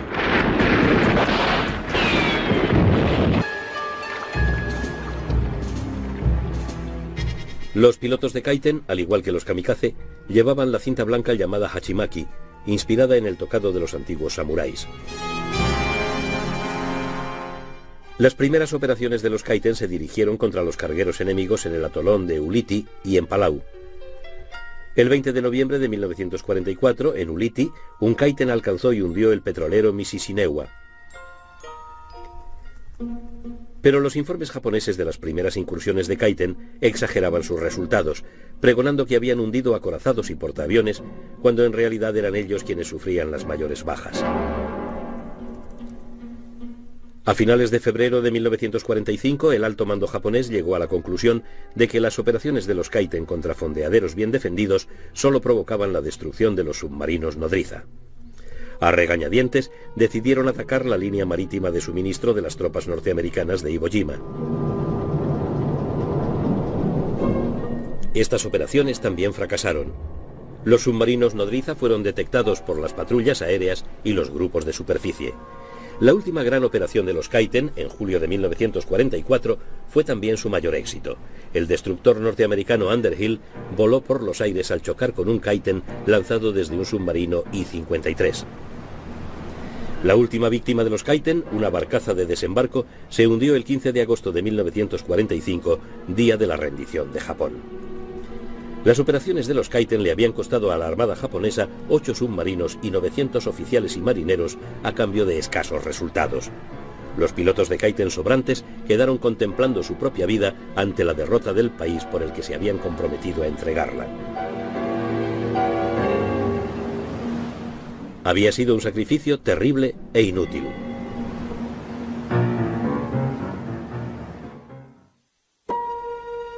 En julio de 1945 se preparaban en el desierto de Nuevo México las pruebas finales de un arma mucho más mortífera que los Kaiten. Se estaba preparando una bomba atómica para una prueba de detonación.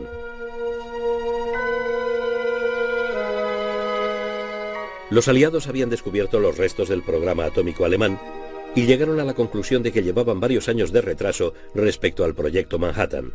Los alemanes nunca estuvieron a punto de fabricar una bomba atómica.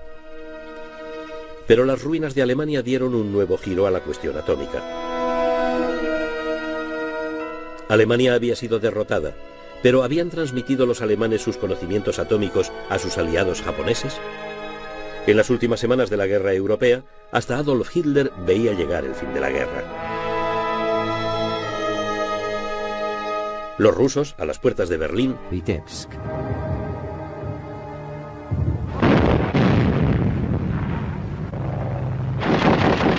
En un principio, y como venía siendo habitual, Hitler se negó a permitir que se replegaran. Cuando al día siguiente transigió, ya era demasiado tarde para la mayoría de los soldados. 4 días después, Vitebsk cayó. 20.000 soldados del eje murieron y 10.000 fueron hechos prisioneros.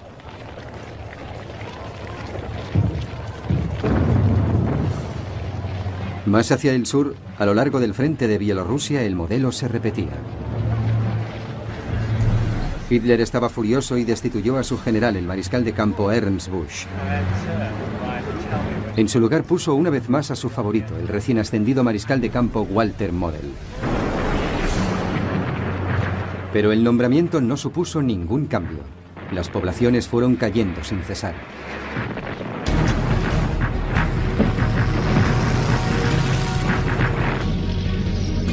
Minsk, la capital regional, era el siguiente objetivo soviético.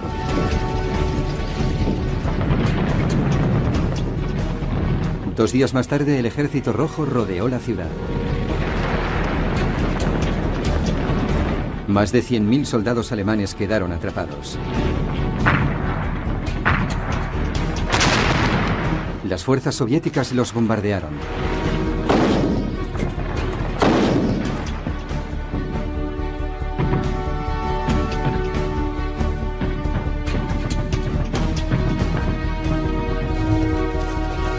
En menos de una semana los supervivientes alemanes se entregaron.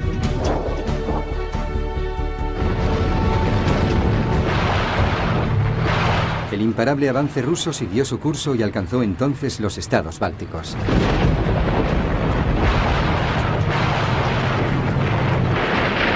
Primero cayó Vilnius, la capital de Lituania.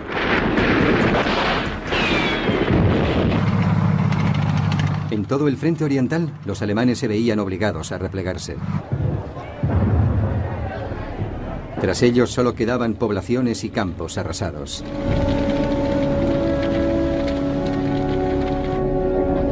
Se cometieron atrocidades generalizadas contra los habitantes locales.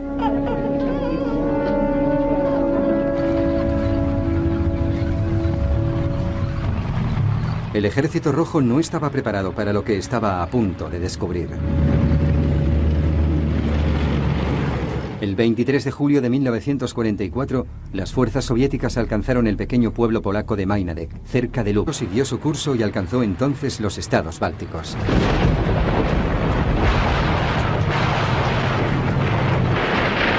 Primero cayó Vilnius, la capital de Lituania.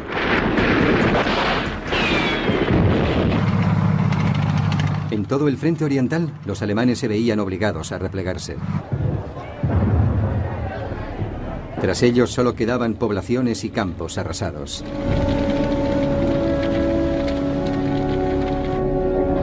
Se cometieron atrocidades generalizadas contra los habitantes locales.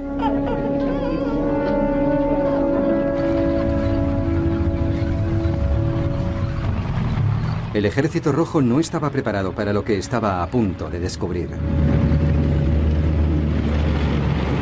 El 23 de julio de 1944, las fuerzas soviéticas alcanzaron el pequeño pueblo polaco de Majdanek, cerca de Lublin. Allí se encontraron con la primera evidencia de la solución final de Hitler: el campo de exterminio de Majdanek. Se trataba de un campo diseñado para el exterminio de judíos a escala industrial. Cuando se filtraron los primeros informes soviéticos de lo que habían encontrado, los aliados occidentales los desestimaron.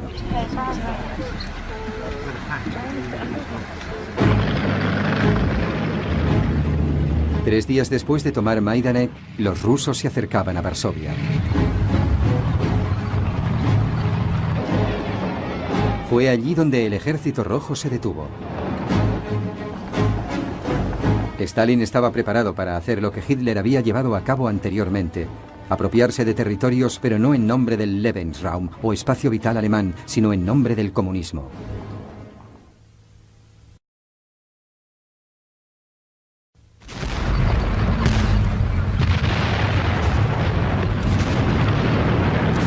En el verano de 1944, la Operación Bagration había arrancado de raíz el ejército alemán en el este.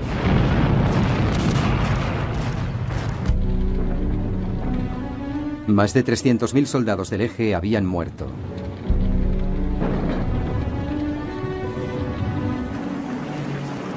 $150.000 habían sido hechos prisioneros.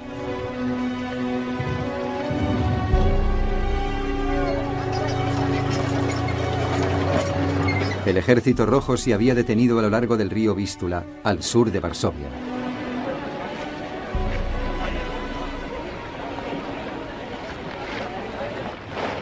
Stalin no tenía prisa en terminar la guerra. Con Europa en pleno caos, las condiciones eran las ideales para la difusión del comunismo.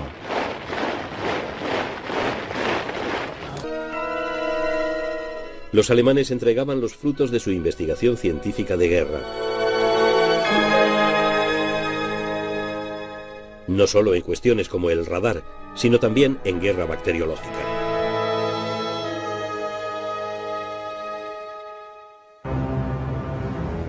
El 25 de marzo de 1945, 3 semanas antes del ataque del Ejército Rojo contra Berlín, zarpó hacia Japón un gran submarino minador alemán. A bordo iban varios oficiales japoneses. En sus depósitos para minas transportaba unas pesadas cajas de plomo con material radiactivo producido por el programa atómico alemán. Más tarde, un tripulante declaró que en las etiquetas de los contenedores podía leerse U-235. El uranio 235 es un elemento imprescindible para desencadenar una reacción atómica en cadena. La guerra terminó antes de que el submarino llegara a su destino. Su capitán se rindió a un destructor aliado y fue escoltado hasta Norteamérica. Parece probable que el cargamento radiactivo se destinara a la fabricación por parte de los japoneses de una bomba sucia de radiaciones. Los norteamericanos declararon que el submarino solo transportaba óxido de uranio, que al no ser radiactivo no precisaba contenedores de plomo. El objetivo de la bomba sucia, transportada por un avión lanzado desde la catapulta de un submarino especial, hubiera sido una ciudad de la costa oeste norteamericana. De haber tenido éxito, esa incursión hubiera eclipsado a la desafortunada ofensiva de los globos. Pero serían los norteamericanos quienes soltarían las primeras bombas atómicas sobre Hiroshima y Nagasaki en agosto de 1945. Estos bombardeos provocaron el final de la guerra en el lejano Oriente y en el Pacífico. Ambas incursiones mataron a 105.000 personas. Durante los años siguientes, miles de personas más murieron por enfermedades relacionadas con la radiación.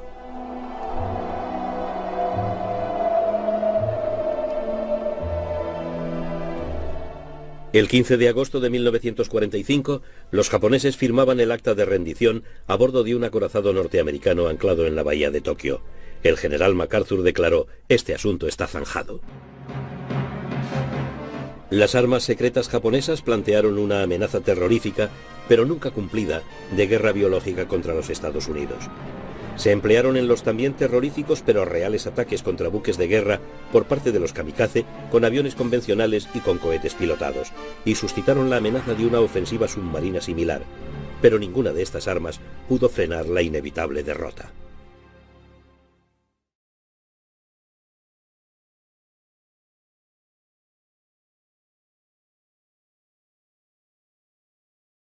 Como puesto de observación en la batalla de Fleurus. También se emplearon globos vigía en la Guerra Civil Norteamericana. Cuando el ejército prusiano asedió París en 1871, los globos permitieron a los franceses entrar y salir de la capital bloqueada. En la Primera Guerra Mundial, globos cautivos de observación oscilaban sobre las redes de trincheras enfrentadas. Eran un blanco tentador para los aviones de caza. Los observadores iban equipados con paracaídas y reventar globos se convirtió en tarea de especialistas. En ese mismo conflicto, las aeronaves alemanas denominadas Zeppelines, por el nombre de su inventor, el conde Ferdinand Zeppelin, llevaron a cabo la primera ofensiva de bombardeo estratégico permanente sobre objetivos del Reino Unido. A pesar de su tamaño, los enormes Zeppelines resultaron frágiles instrumentos bélicos. Los británicos emplearon la autonomía de estas aeronaves para tareas de patrulla marítima.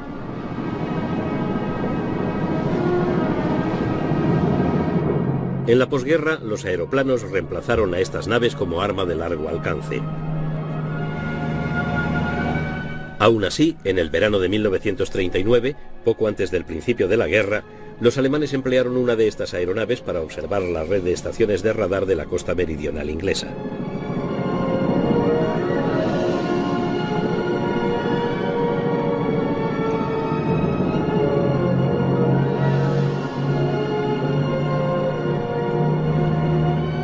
En 1943, en plena guerra, los norteamericanos empleaban con éxito estas naves para patrullar sobre sus vitales convoyes del Atlántico.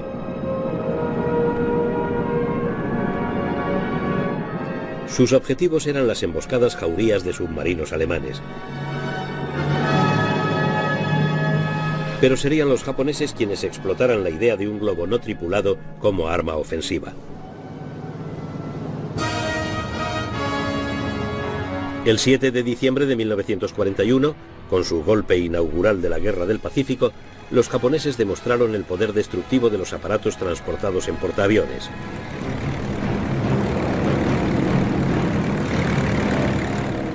Al cabo de un viaje de 2.500 millas desde aguas territoriales japonesas, los portaaviones de la flota imperial enviaron a sus bombarderos de superficie y torpederos y a sus cazas de escolta hacia Pearl Harbor, la base hawaiana de la flota del Pacífico norteamericana a 375 kilómetros. Los japoneses lograron una sorpresa total. 7 acorazados norteamericanos resultaron hundidos o averiados. Cientos de aviones fueron destruidos en tierra. A pesar de ello, los japoneses comprendían que los ataques directos contra el continente americano eran poco menos que terrible brutalidad. Los alemanes no serían expulsados de Polonia hasta que interviniera el ejército ruso en enero de 1945.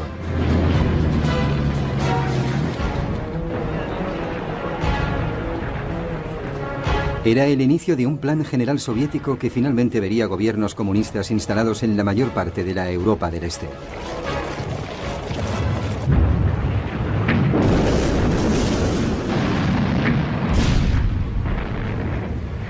En el norte, contingentes del Ejército Rojo seguían vaciando los estados bálticos de alemanes. Más tarde, estos estados serían incorporados a la Unión Soviética.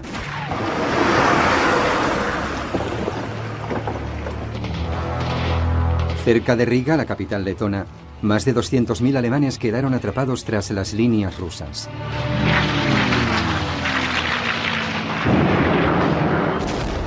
Hitler se negó a aceptar un repliegue, ya que seguía decidido a conservar el máximo territorio posible.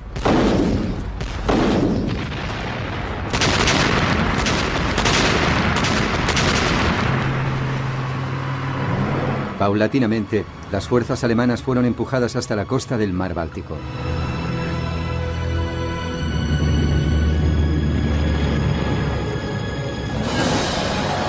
A mediados de octubre de 1944, los alemanes fueron arrinconados en la península de Curlandia, al oeste de Riga. Se quedarían aislados allí hasta el final de la guerra, cuando finalmente se entregaron a las fuerzas soviéticas.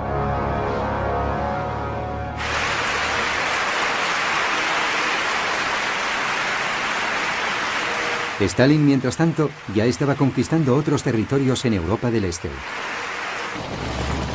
Podría haberse dirigido hacia el oeste, hacia Alemania. Pero en vez de esto, unidades del Ejército Rojo se dirigieron hacia el sur en una amplia ofensiva a través de los Balcanes.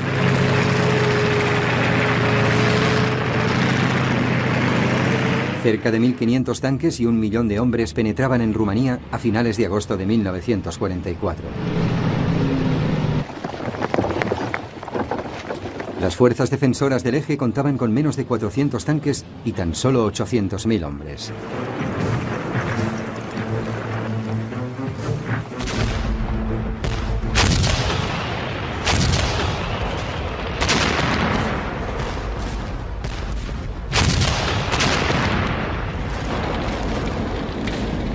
Casi inmediatamente las tropas rumanas progermanas cedieron a lo largo de todo el frente.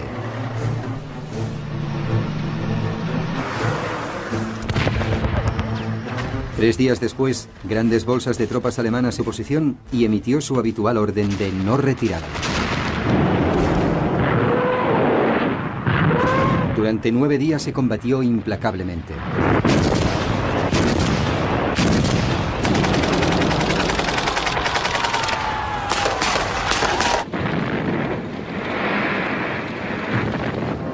Más de 180.000 soldados alemanes murieron o fueron hechos prisioneros.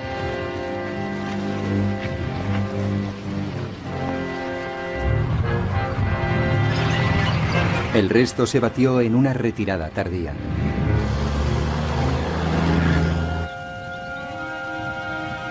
A finales de agosto, el dictador pro-alemán de Rumanía, el mariscal Ion Antonescu, fue arrestado.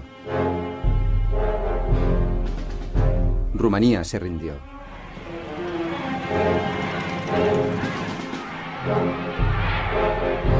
Al mismo tiempo, el Ejército Rojo estaba en Bucarest y había ocupado los yacimientos petrolíferos estratégicamente importantes de Rumanía. Esto supuso para Alemania la pérdida de su principal fuente de abastecimiento de petróleo. 3 ejércitos soviéticos se dirigían hacia el sur a través de Bulgaria.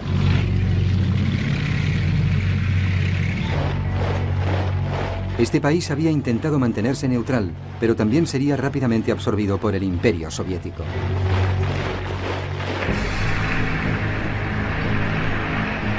Mientras, el resto de las fuerzas rusas se dirigía hacia el oeste, hacia Yugoslavia.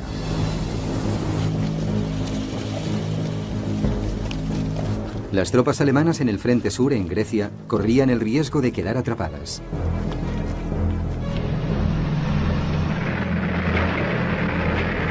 Los alemanes iniciaron un rápido repliegue a través de Albania y el sur de Yugoslavia.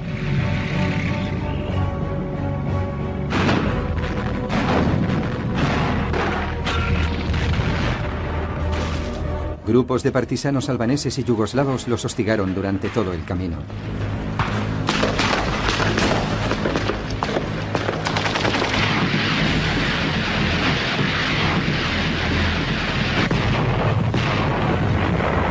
A mediados de octubre de 1944, el Ejército Rojo había alcanzado la capital yugoslava, Belgrado.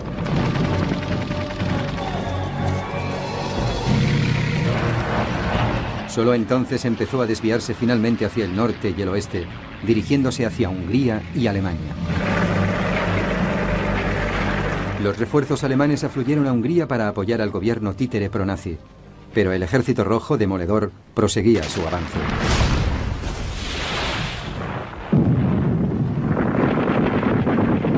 Ocho semanas más tarde,